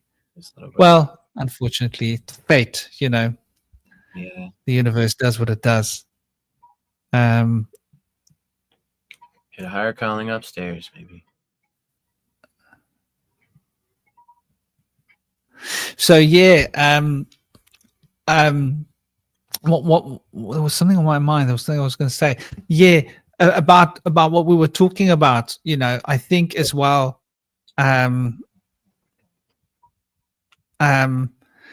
Understanding our past gives us power over the future. I don't know. This is probably an interesting side topic that's related, because I've seemed to notice that, like, history tends to repeat itself. Yeah. So once you understand the patterns, the true patterns of the past, what's really happened in the past, it can give you a little bit of an insight into what kind of patterns in the future to expect. It's like understanding the past weather, right? If you can understand the last 365 days of weather, you're more likely to be able to predict what tomorrow's weather is going to be like, right? Because you'll go back to what was the weather like exactly 364 and a half quarter days ago. You go, well, the weather was like that. Well, it should be more or less like that now. And so in the same way that weather cycles, I think there are others like micro and cosmic cycles of time and space that Bolenat, namaste. Thank you, Howard. Yeah. He left the world far too young, 18 years old. It's not a good age to leave the world at. But it is what it is. He left in a hurry. He was wild. He was very, very wild. And, been a lot of challenges with his mom. But that's life. Yeah. What can we do? My other brother took a lot of strain because of it. Because, we don't have the same mother. So Michael and Brian had a different mom to me. And so they had conditions that happened with their mom. And it sort of, like, it ripped them new ones, as the saying goes. And yeah, what can we do? General Shinobi. Shinobi. Namaste, brother. How you doing? guys. This is Shinobi. And he's a researcher. He's a good researcher. He's been getting his fingers into all sorts of pies and filling the pies with all sorts of tidbits. And welcome. It's an honor to have you here, brother. How you doing? Give us a few words What's about up, yourself. guys? Yeah, I was gonna join a couple of minutes ago, and then you started talking about how the past kind of seems to be playing out in the present. And I was like, oh, it's such a good time to come on and mention what I was going to, which was the story of Esau and Jacob, the two hunters. They were born from their mother, Rebecca, And I can't help but thinking that this seems to mirror what's going on with Israel and Palestine. And it's interesting that Rebecca signals to me re, bar and ka, or the kabar, the which means cube in Arabic, which is very interesting. And the reason why I think this kind of relates to Israel and Palestine is that Jacob founded the state of Israel, or whatever, or Israel. And Esau was known as the hairy one, and hairy or Harry means savior. And it does seem that Christ was Palestinian, not Jewish. They'll tell you he was Jewish, but he was clearly born in Palestine. So I thought I'd mention that and bring that up. It's just because all of these myths and stuff, I can't help but relate them to current events and what's going on, like Saint George slaying the dragon being related to current events as well. Because I think that potentially we can't prove whether these myths or stories actually happened unless we were there, unless they're just archetypal stories, or unless it's a story that's been retold. Because that seems to happen a lot, is that you have a story which is retold all around the world. Like Indy told one last week about a giant from Cornwall eating a stone, which really reminded me of Kronos being tricked into eating a stone. And I think that these stories, may not have happened literally, but they're just ways of us understanding energies and reality. And I just find it very interesting, the story of Jacob and Esau, two brothers. Jacob was the deceiver, and he founded Israel, whose their god seems to be Ahriman, who is the deceiver, like this AI, this artificial, and Esau was the red hair, and the hairy one as well, which to me kind of signals one was the savior, one was, I can't remember which way round it was, but what they were both wrestling in the womb. So it's kind of a similar story to Ahriman and Ahura Mazda as well. Sort of wrestling in the womb, and Ahriman forced his way out first before Ahura Mazda, which is happening now in the world with this artificial energy forcing its way out. And just back to the story of Esau and Jacob, Jacob tricked Esau into giving his birthright by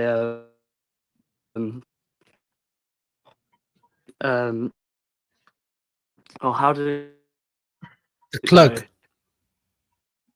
He was so hungry. Esau came for a back. bowl of soup or for Oh, food. hungry. And it seems that in Palestine now, Israel are trying to starve the people out of their homeland. So there's a big echo. Yeah, that's huge. Yeah, and then Jacob offered his brother stew in exchange for his birthright. And What's then that? it was, he ate and drank and left. What's that, Indy? So, yeah. He offered him a stew.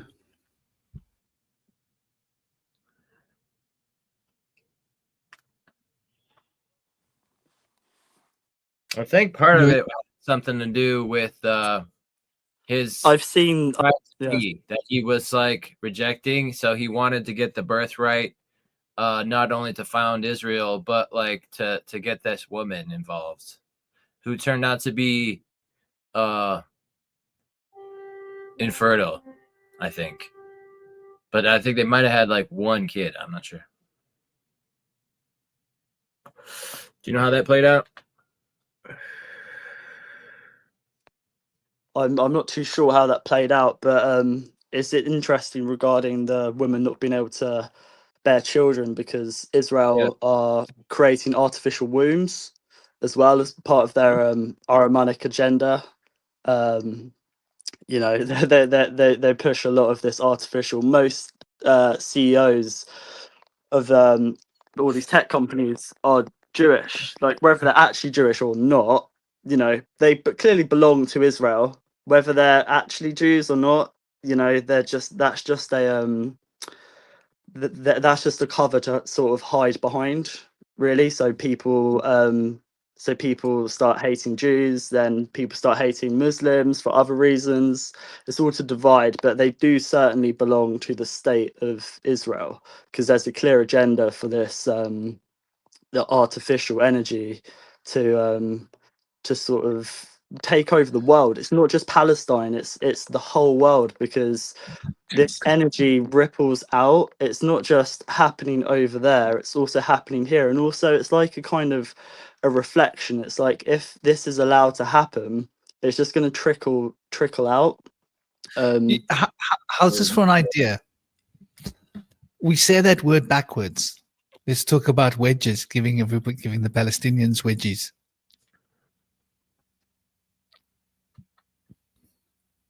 Yeah, to trick the algorithms, because they're going to come after us. Damn, AI is going to be all over us. Okay. I think if you say the word too many Okay. times, then they well, like start that- flagging you up. Yeah. So we can talk about the wedges, giving the Palestinians Yeah. wedgies. I know it sounds ridiculous, yeah. but it's that's what makes Yeah. it useful. I have a different take on the story. Or So apparently, apple Rachel juice. was supposedly infertile for the first 14 years of the marriage, and then she finally conceived. But it seems to me in that scenario that it was more likely that he was sterile and that she cheated after 14 years. It's probably, according to the Talmud, she was probably a baby, and you can only bear kids at the age of 14. So that would not surprise me that he married a baby, and at the age of 14, she was able to bear children. It's sick, but there is sick stuff in there, so it would not surprise me at all. The number 14 is not random. That's the age you can bear children. That's the story behind Muhammad. In some accounts, he married an 11-year-old. In other accounts, she was 14. I don't know whether it makes much of a difference, because as you know, the law of marriage is you're not married until you marriage consummate. Jacob was 77 when he met Rachel, and she was 22, and then she conceived at 36. Sorry? They're saying that that Jacob met her when he was 77 years old, and she was 22. There's some symbolism behind that. The 77, the number 77, and then the number 22 aren't random. Those aren't their real ages. Definitely not. She was 21 or 22. Is 77 as above, so below? And then 22 is truth. Yeah, 7 is 4 and 3. Blood and earth meets sky and soul. I mean, double 7. As so above, so below.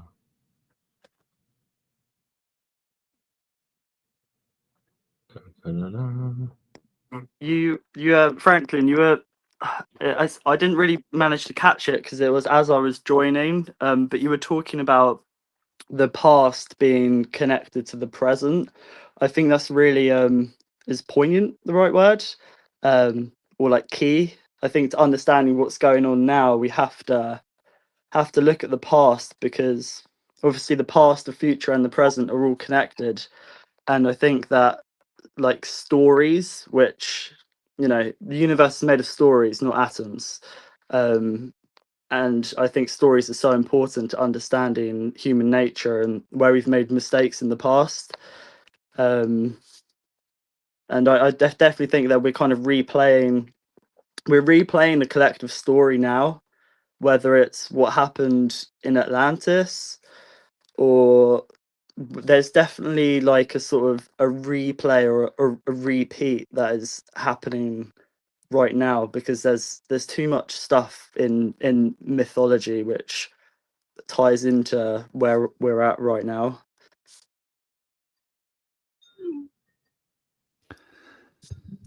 Because Yeah, yeah, I'm trying to figure out. I think that's very true. You know, I think like there's a lot there. In terms of the time, I think that re-engineering our past is a way to re-engineer our present so that they can change our future. I think that's like a long-term spell that you yes, can do. yeah, And then by if I can change you, then I can change your future, because your future is dependent upon who you are, the decisions and choices you will make. And if I can convince you that you're someone that you're not based upon a past that's a fiction, then you might believe that you're that person that I've created you to be at this fiction, and behave and act out that fictionist person. And then I get to manipulate your future. So I think that's like really what's going on. I'm talking about Jacob and Rachel, or Rachel. According to the so-called dates, and I don't know whether I'm going to take these dates too seriously, but we're talking almost 2000 BC, just after 2000 BC, right? Now, if memory serves,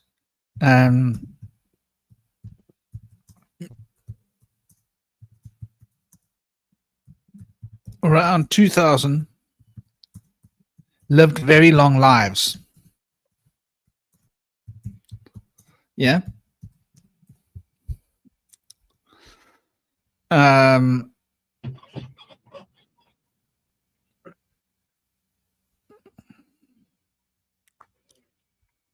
So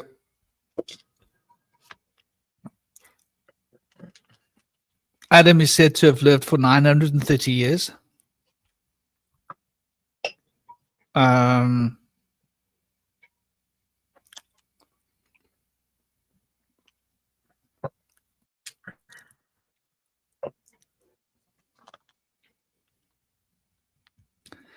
So when was Moses? Do you know when Moses' time was? Moses was or before Jericho, 40 years before Jericho, right? Are we talking 3000 BC? Okay, so this is really important. This lifespan of 70 to 80 years was pronounced by Moses. So you could call that a prognosis or a diagnosis. He diagnosed everybody to live for that long. He gave a diagnosis. He produced the knowledge, the spell, that this is how long you will live for, which is interesting. Now, according to this biblical run of the history, that time of Moses is 13th, 14th centuries BC, right? And we're talking about 6 centuries prior to that. Now, in those earlier times, there were many accounts of people that lived really, really long lives, numerous centuries, right as long as almost 1,000 years, which is interesting. But from Moses' time onwards, around Moses' time, people were generally living 70 years, 70 to 80 years. In fact, it's specifically said in the Old Testament that that should be your lifespan, 70 to 80 years, which is what we've got today. No, we've got less, haven't we? We've dropped our lifespan since like the last 3,500 years. We've knocked 10 years off of our average lifespan. How did we do that? Like, no, we haven't. We've still got sort of similar, but I think we should be doing better. Like, we should be doing better than what we are. For like better water, better food, better better lighting, better, lifestyle, less pornography, less Increase less everything that we've got, basically. Less pollution, less stress, less money, less real food, more fake food. Yeah. They figured out how to Like- trick your taste bud and put extra sugar. But so I wonder, like, whether, but you're right about 77 and 22, very relevant. Obviously 22 is important. The 22 elements, the 22 connections, right? 22 letters. Yeah, and the major arcana, which are like, I believe that the Hebrew letters came from pictorial images, which are like the major arcana, right? Like, maybe not those specific images, but pictorial references like that, and that the symbolism of those images are sort of somehow closely aligned, I think. And 2 and 2 is 4, and 4 is the force or thoughts. And then the two twos look like two snakes, like the caduceus. And you need 2 to recognize each other. So there's lots of things you can play around with the number 22. But 22 is a very important number. I mean, there are 22 pairs of chromosomes that carry all of your information. 23rd pair of chromosomes is just really a switch, boy or girl. That's it. Doesn't carry any information. It's a trigger. And, it's a binary code. It's 1 or 2. But the others all carry like reservoirs of information. The other 22 pairs of chromosomes carry everything from your skin type to your bone type to your thinking type to your feeling type to your emotional state to your teeth, your hair, your dispositions and your ancestral memories. Like everything, like a big lump of information. So those 22 codes, I think, are quite relevant. And 77, well, 77 is also a very powerful number. Interesting thing with 77 is it brings us back to number 5, which is the center of that cube, right? So if we look at a cube's probably a good thing to look at, right? The number 22 represents a cube. I don't know if you're aware of this. Imagine this for a moment, that there are 6 directions in the cube, right? There's up, there's down, left, right, forwards, back, and inside towards the center of the cube. Those are the 7 directions. At any point in a cube, you can travel one of 7 directions, right? Up, down, right, left, forward, back, or towards the center. 7 directions. Then when you consider the cube, between the top square and the square in front of you, there's going to be 1, 2, 3, 4 connections, right? Then you're going to have 5, 6, 7 connections. Behind you, 8, 9, 10 connections, 11, and 12 connections. So there are going to be 6 facets with 12 hinges, right? 12 90-degree angles that represent the connection points between the 6 planes or surfaces. So you've got 12 points of connection between the 6 interfaces on the outer directions of the cube and the inner direction of the cube. So that then makes 12 and 7, right? which is 19. Then you also have 3 planes within a cube, because a cube represents a vertical plane, right? It represents a left-right plane, and it represents a forward-back plane. Length, breadth, and height. And when you compound the length, breadth, the height, the 12 points of interface between the 6 outer surfaces and this other direction, which is towards the center of the cube, the origin, you've got the number 22. So 22 is encoded into a cube.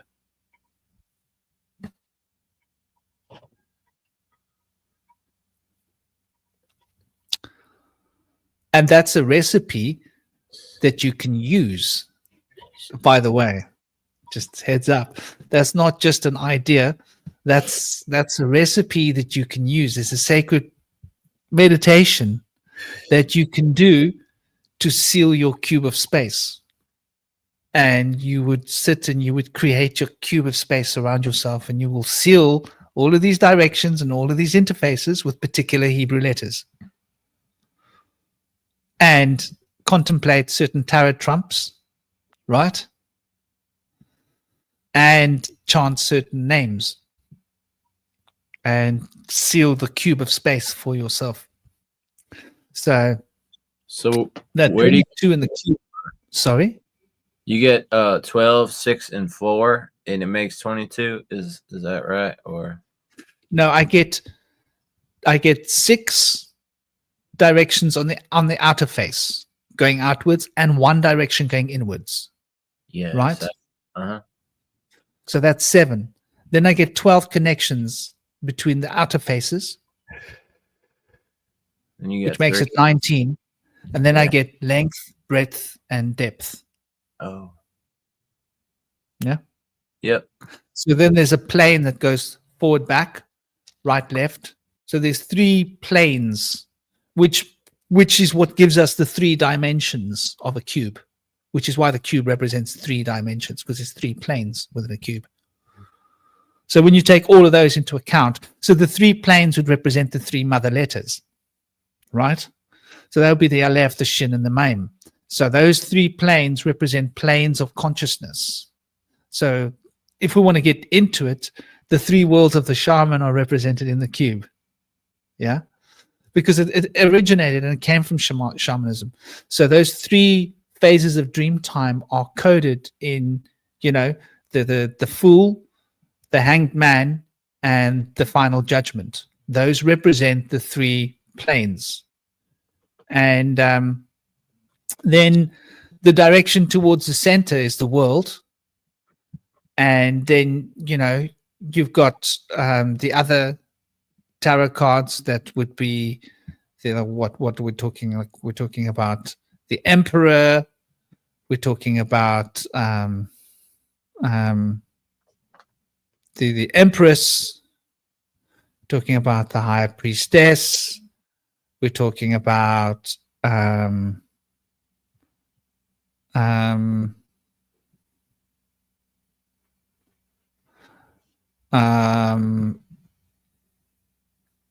the wheel, we're talking about the tower, we're talking about the sun, I think I've mentioned them all, haven't I? I think I have. So those represent those 7 planes. So the 3 planes become 7 potential directions. So each plane has got a polarity associated with it. And the polarity of each plane has 2 outlets, but centrally is the center direction. So the world meets at the center of everything, which is the 22nd trump. And sorry, I made a mistake.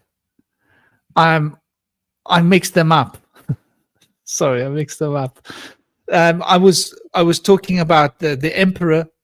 The emperor doesn't represent that. The emperor is the one out. That's actually, the emperor represents one of the seals. So your seals would be the Emperor, the Hierophant, the Lovers, the Chariot, Strength, the Hermit,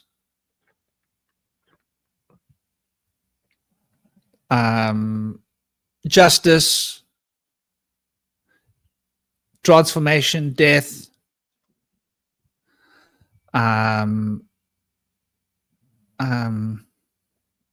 Samek, the one after transformation, which is why can't I think now? Not Justice, but Temperance. Then the Devil. Then the angel with the water bearer. Yeah, the water bearer angel. The star. Then the moon card.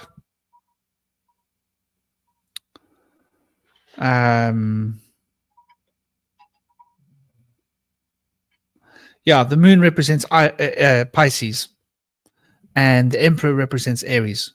There's your zodiac of 12. So, you know, those would be like images you would contemplate on while sealing each of those elements, those spaces between the connections.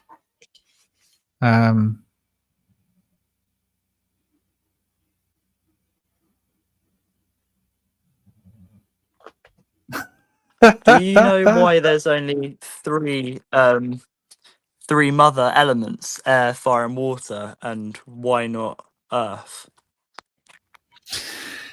Because Earth is created out of these three elements. Earth Yeah, is what that's is what I the was result thinking, of these yeah. three elements together. Earth is the alchemy of these three elements. So, like in shamanism, you've got the dream time, which is your physical plane of existence. But that dream time has within it 3 layers of dream time. And each dream time is a different state of being of dream time. The underworld, the middle world, and the divine plane. So the divine world would be for divine messages and euphoric realizations. The middle plane would be for energetic recalibrations. And the underworld would be for recognizing divine power and reabsorbing the divine personal power that we've lost in, soul retrieval, basically, be an element of that. So that's basically, those 3 elements. And it's interesting because you'll see the same thing if you look at the Tao system. You'll see they've got the same thing. They've got the Shen, the Qi, and the Jing. Yeah, which represents those 3 planes: the plane of Shen, the plane of Qi, and the plane of Jing. Jing represents the momentum that moves a physical body towards like desire and procreation. Qi towards achieving state of harmony, and Shen towards divine reappropriation and realization. And you'll see the same thing when you look at the Vedic cosmological system. You'll see the Sushumna being the divine emanation of being, and then you got the Ida and the Pingala, and then the Ida and the Pingala and the Sushumna are also related to 3 bands that you got in the body. Bands meaning like to be able to close something. Valves in your energetic system. Like there's a valve when you're afraid, when you're really, really afraid, right? Your anus does this, right? Have you seen that? If you think that there's tickets now, your anus might want to try and do that, and so you clamp it. You clamp it and you control that energy and you control that. Like if you're about to leave the world, yeah, then that instinct is in the anus, and you can control fear with that instinct, with that knowledge. And then the other bunt is in your solar plexus. If you get really anxious or worried, you probably know the Shinobi. You can get this feeling of a lump in your stomach, which almost feels like your stomach contracts. Have you felt that before? Yeah. You feel this feeling in your stomach, right? Like it contracts. It's like literally a valve that pulls. That anxiety and that is there. And the other time you can get that feeling is in your throat. Sometimes you can get like a sense of nostalgia or emotions, and you won't be able to talk because your throat will literally do that. Yeah. Normally when there's like a deep emotional thing. So those three bunts are reflected in the physical body, representing those three different elements. Sorry, that was a longer description than. Oh no, thank you. I've always wondered, like, why I had my own kind of theory that I've just written down as that separates these elements. So the cube is depicted as the Earth symbolically. Earth is seen as like a cube, and then the Earth is an anagram of the heart, and the heart chakra is obviously the six-pointed star, which is a 5D cube or an unfolded cube, and that both the cube and the six-pointed star are associated with Saturn, which is boundaries, and space and time, and that air, water, and fire are all vortexes, but Earth isn't a vortex. But the heart is, but the ground, as in Earth, solid ground, isn't a vortex. But the elements of air, fire, and water are all vortexes. So that the Earth kind of separates the water from the air from the fire. So while we're here in this plane, we can perceive the different elements while they're separated, rather than all kind of mixed together. Yeah. Yeah, the shadow of a cube makes a hexagon.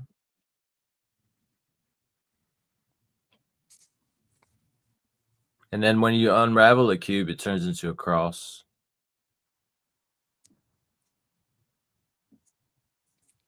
I was thinking the other day actually with the three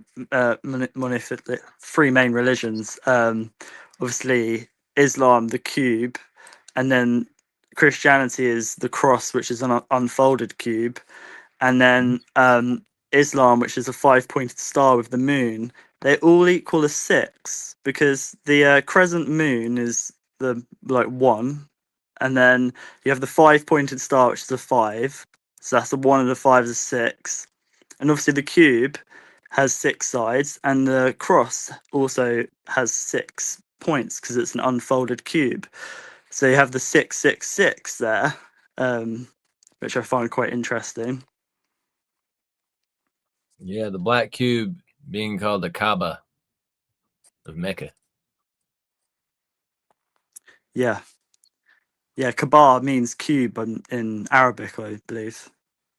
Yeah. That's why I thought the story of Rebecca was interesting, because it's like re-bar-car. It's like going back to the Kaaba. And also the black cube kind of reminds me of AI as well.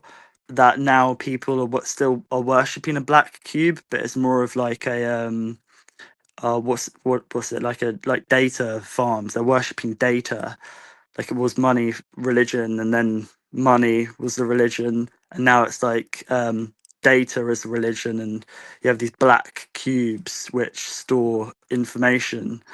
And it's like, is this an old pattern? Was this black cube just a cube that was found, an operating system, and then they were like, they were worshipping it, and then over time they've built a different structure, but this black cube is kind of echoed throughout time. And then you have Pandora opening the box, which could be the black cube. Cubes or boxes, right angles hold like information or energy. Energy gets stuck in a cube, so it's like if you open the cube, you kind of let that energy out. So I find that myth quite interesting as well, because obviously Zeus was the one that punished her. Zeus is Marduk or Enlil, and obviously Pandora's a feminine archetype, so she's obviously the evil one. It's echoed with the story of Eve as well, opening up the mind, going into the subconscious realms, where we get the word evil from, probably from Eve. So yeah, I think that people are we're kind of what's the word, gaslit into not opening up our minds. And these myths have a huge part to play as well, because they it's ways of us tapping into our subconscious, like our memories, these cubes, because we all have a collective memory. All of these stories are all a part of us. All of these myths, they're a part of us, even though they're thousands of years old, allegedly. I don't buy into time or space, really. This is why I find it quite difficult grasping dates and stuff, like this thing happened here, that happened there.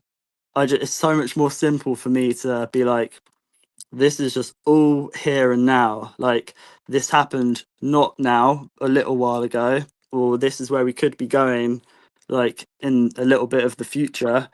But I just see all of these stories as, how can I relate them to what's going on now, with people's perception, with my perception, and with how people view the world or what's happening in the world? How do these myths echo?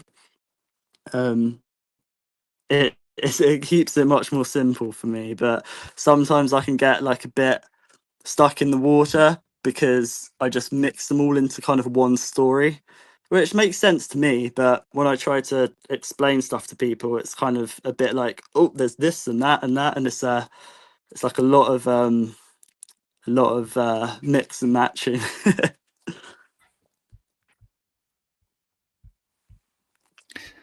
Yeah, there's definitely something to that, definitely something to that. I think there's a lot of, I thought I'd share this for you guys. So this is the Feng Shui chart, by the way. Yes, that is the Saturn square. Yes, it is in China. It's exactly the Saturn square. And that is that's the enneagram. It's also the Vedic astrological chart. It's the enneagram. And it's basically the enneagram that I use.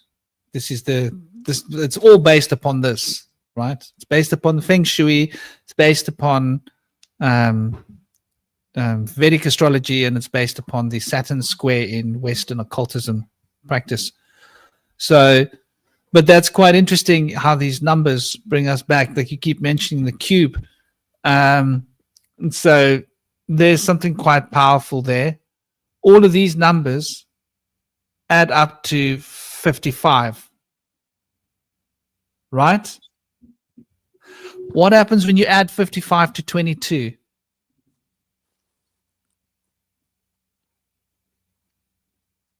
We were talking about the number 77. Can you see the relevance now? Mm-hmm.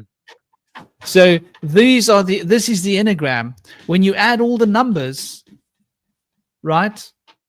Oh, and you've got to add in, this adds up to 45, but when you compound the 5, right? Mm-hmm. Understanding that the 5 is representing 3 relationships, right? 1 relationship, 2 relationship. It basically brings you into a point of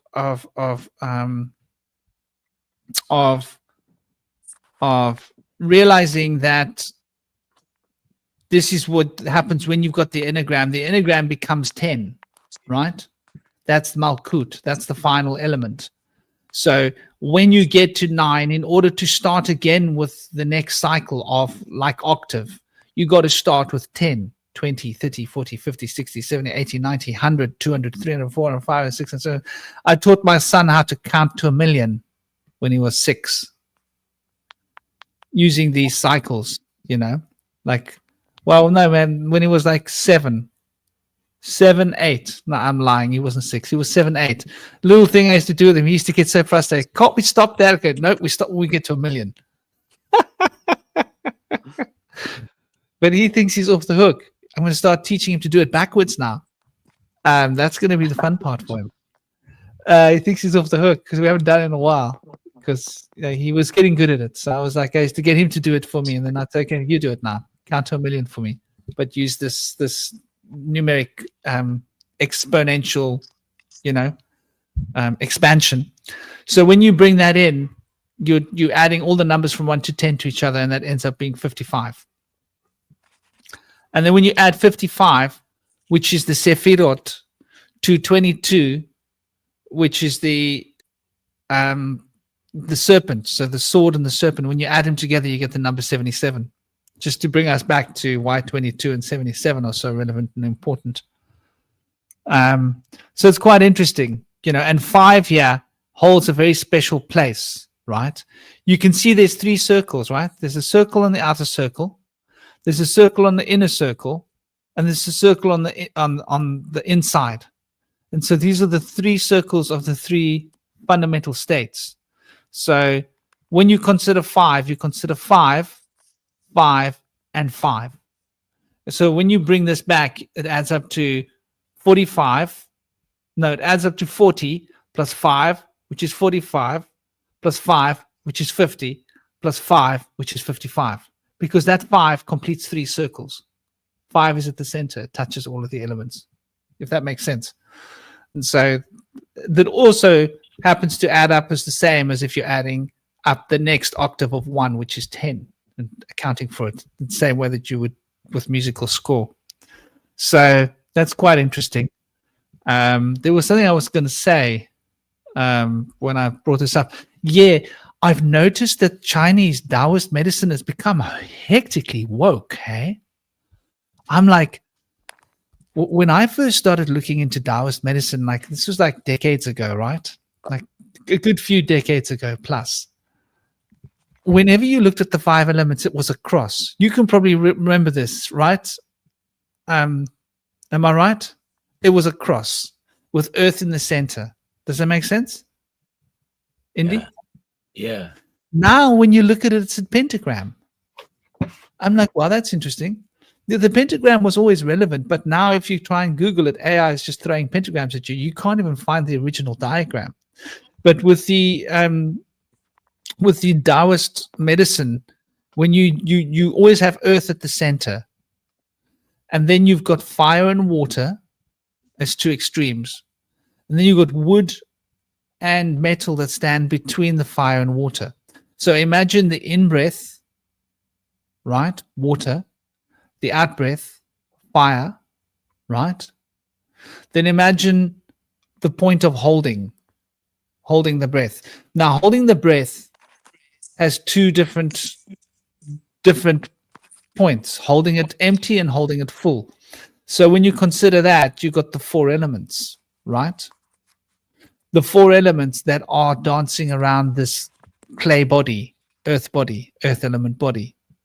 So like the cycle of breathing is being reflected in that diagram, and metal and wood are 2 reflections of the air element, because when it comes to elemental energy, you've got air, but air is between water and fire, right?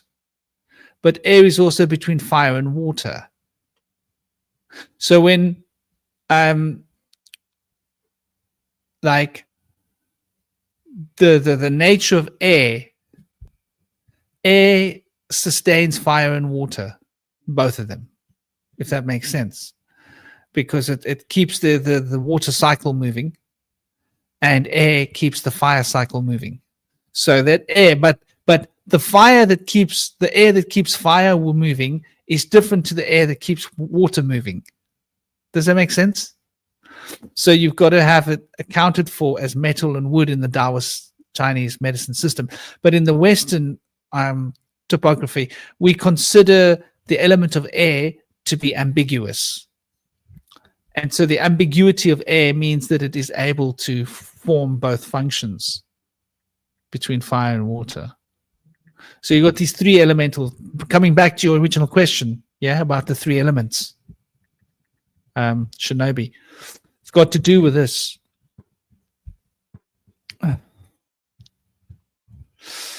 So are there any last ideas you guys want to throw at the table? I noticed we're almost hitting 4.5 hours. Holy crap. Holy crap.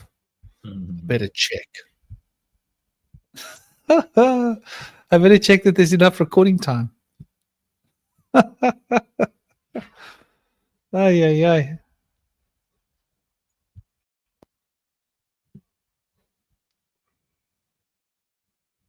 Yep, we're good. We're good. So are there any last ideas you guys want to throw at the table before we? Yeah, I feel like there's a connection between wood and water and metal and air to kind of like fill the missing elements.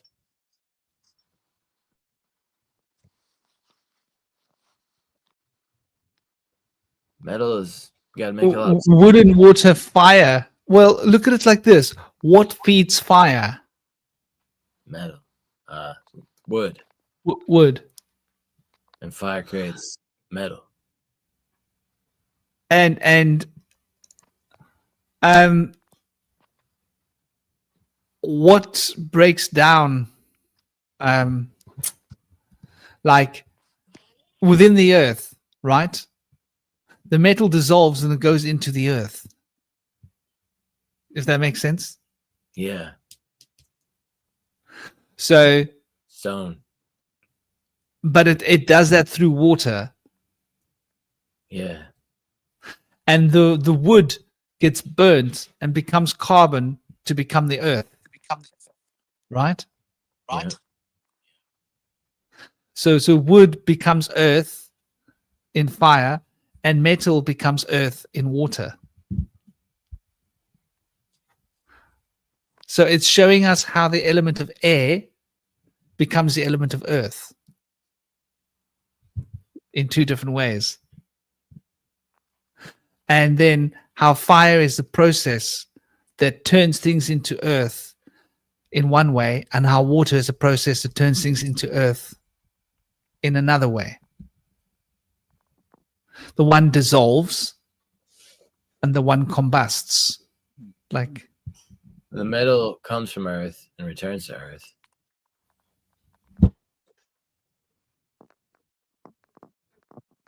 Like stone being earth.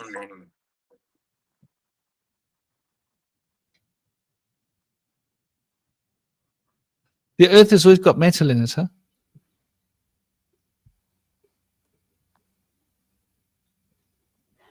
Because the soil has got to have these metals in it. Yeah, like Like- magnesium. And for the ionic bonds for living things. Microbes. And the rocks got metal in it too.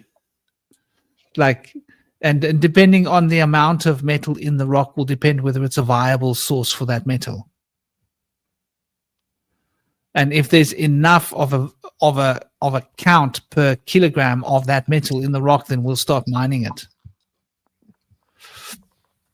Yeah, and like mosses and ferns are able to feed off of pure inorganic minerals in sunlight to create organic minerals. So to create organic like material. And they're the ones that enable sunlight and minerals to create life. Without the plants, we wouldn't have the space. to come in, because they also made the ozone layer. The blue-green algae created the ozone layer for life to come out of the sea. Yeah, ozone is weird, man. O3. Yeah. Okay, well, should we call it a day? And Yeah, man. I might be able to catch my girlfriend before she falls asleep. Hopefully. I'll just share this book really quickly. Yes, brother. Yes. Sorry, I forgot. You because had a book you were I going to had share. Look, sorry to catch you up. I had my mic. Yeah, I had my mic off a minute ago. But it's called Missing Element, Hidden Strength. If I can, there we Cool. go. It's really difficult to put my camera over. Hang on. You see that? There it is. There we go. Yeah. I brought it a few years ago, and I've only read a little bit of it, but it mentions it's to do with it's got some really cool diagrams in here as well. It's like the fire, earth, wood, metal, and water, and you know what they all are, and also it's mainly about all of us have a missing element. Like for example, mine is fire, which is my weakest element. My main element is water. Come up with loads of ideas and stuff, but don't have the action of the fire to follow them through. So try to kind of invoke the fire, and also like wearing red and stuff, and just being around kind of red and orange and fiery colors helps to bring that element out. But yeah, it's a really cool book. I've got a massive pile of books next to me. I'm gonna put this near the top, and yeah, there's some really good stuff in here. I'm definitely gonna dig into the elements a little bit more. It's a really interesting system. But yeah, it's cool. It's by Tisha Morris, and it's called Missing Element, Hidden Strength. Yeah, man. There's definitely something in that. Finding out what you're like Ayurvedically, I am Pitta Kapha. So the Pitta is fire, and the Kapha is like water. So is that because you Leo Scorpio? Scorpio is in there, my north node. Leo is my fire. Sagittarius is my ascendant. My earth is in moon. Moon is in earth. Taurus. And my Mars is in conjunction with my moon. So it brings that fire, water, power. Fire and water. I'm very watery and I'm very fiery. So I've had to learn to embrace the element of air. Diplomacy. I had to learn diplomacy. I had to learn communication skills. Because I was too fiery and watery. Like watery, like I'm happy to be on my own and just contemplate things. I'm cool. Just reflection. It's good for me. In my head, I'm happy. Fire, I'm just action. Like, I just don't give a shit what anybody thinks I'm doing this. But then like air is like that mitigating, like, you know, well, what if you step on other people's toes? Like the fiery part of me is like, I just don't give a shit. Like, the watery part of me is like, there might be something to learn from this experience. The air part is like, well, maybe like try and be in balance and harmony with everybody else a little bit, you know? Yeah. My What else? sun's 26 degrees Capricorn and my ascendant's 29 degrees Scorpio. So I have a lot of earth and a lot of water. So that's why I get a bit stuck in the mud. And my moon is Gemini. So like my emotions or how I communicate is kind of a bit all over the place as well. But yeah. That's interesting for sure. I've only got one fire, which is Venus and Sagittarius. That's why I don't have much fire, or I need to work on like getting things done rather than just having loads of ideas, just loads of stuff going on, loads of watery energy. But yeah, having the fire element around me does help to sort of take some action with that. Tomatoes. Yeah. Tomatoes, chilies, Well, okay. lentils, red lentils. I eat a lot of apples, red apples. Do they count? Why not? Let's count them. Beetroot. Yeah, good old beetroot. Beetroot's got a lot of iron in it. Right. Very good. Good for the You heart. can make a beetroot juice. Sorry, brother, you wanted to say something. Yeah, beetroot's good for the heart. Beets have nitric oxide booster in there, so that's really good. And a gentleman received a Nobel Prize for studying and realizing that the nitrous oxide helps the heart. Nitric oxide. Is that why they're called beetroots? Yeah. What do they call it? Heart. Heartbeats. They call it beets. Mm. And then Yeah. artichoke hearts. Those are good for your heart too. Yeah. I'm going to go and eat some beetroot now. I'm going to go get on the beetroot. I love beetroot. Bloody hell. Yeah, Love the man. stuff. Beetroot I juice. don't eat is enough of it. lush. I hardly eat it. Oh, my I should be girlfriend likes eating much more. candied beets. Okay, everybody. I hope you guys enjoyed the show. Hope you got what you came for, came what you got for. Hope you got what you came for and left with what you came for. Hope you got what you came for and left with what you came for, what you got. Anyway, sending you all big love, big blessings, peace, honor, and respect. Take it easy, keep it real, keep it sweet. Om Big love, Shanti guys. and big love. Blessed be. See ya.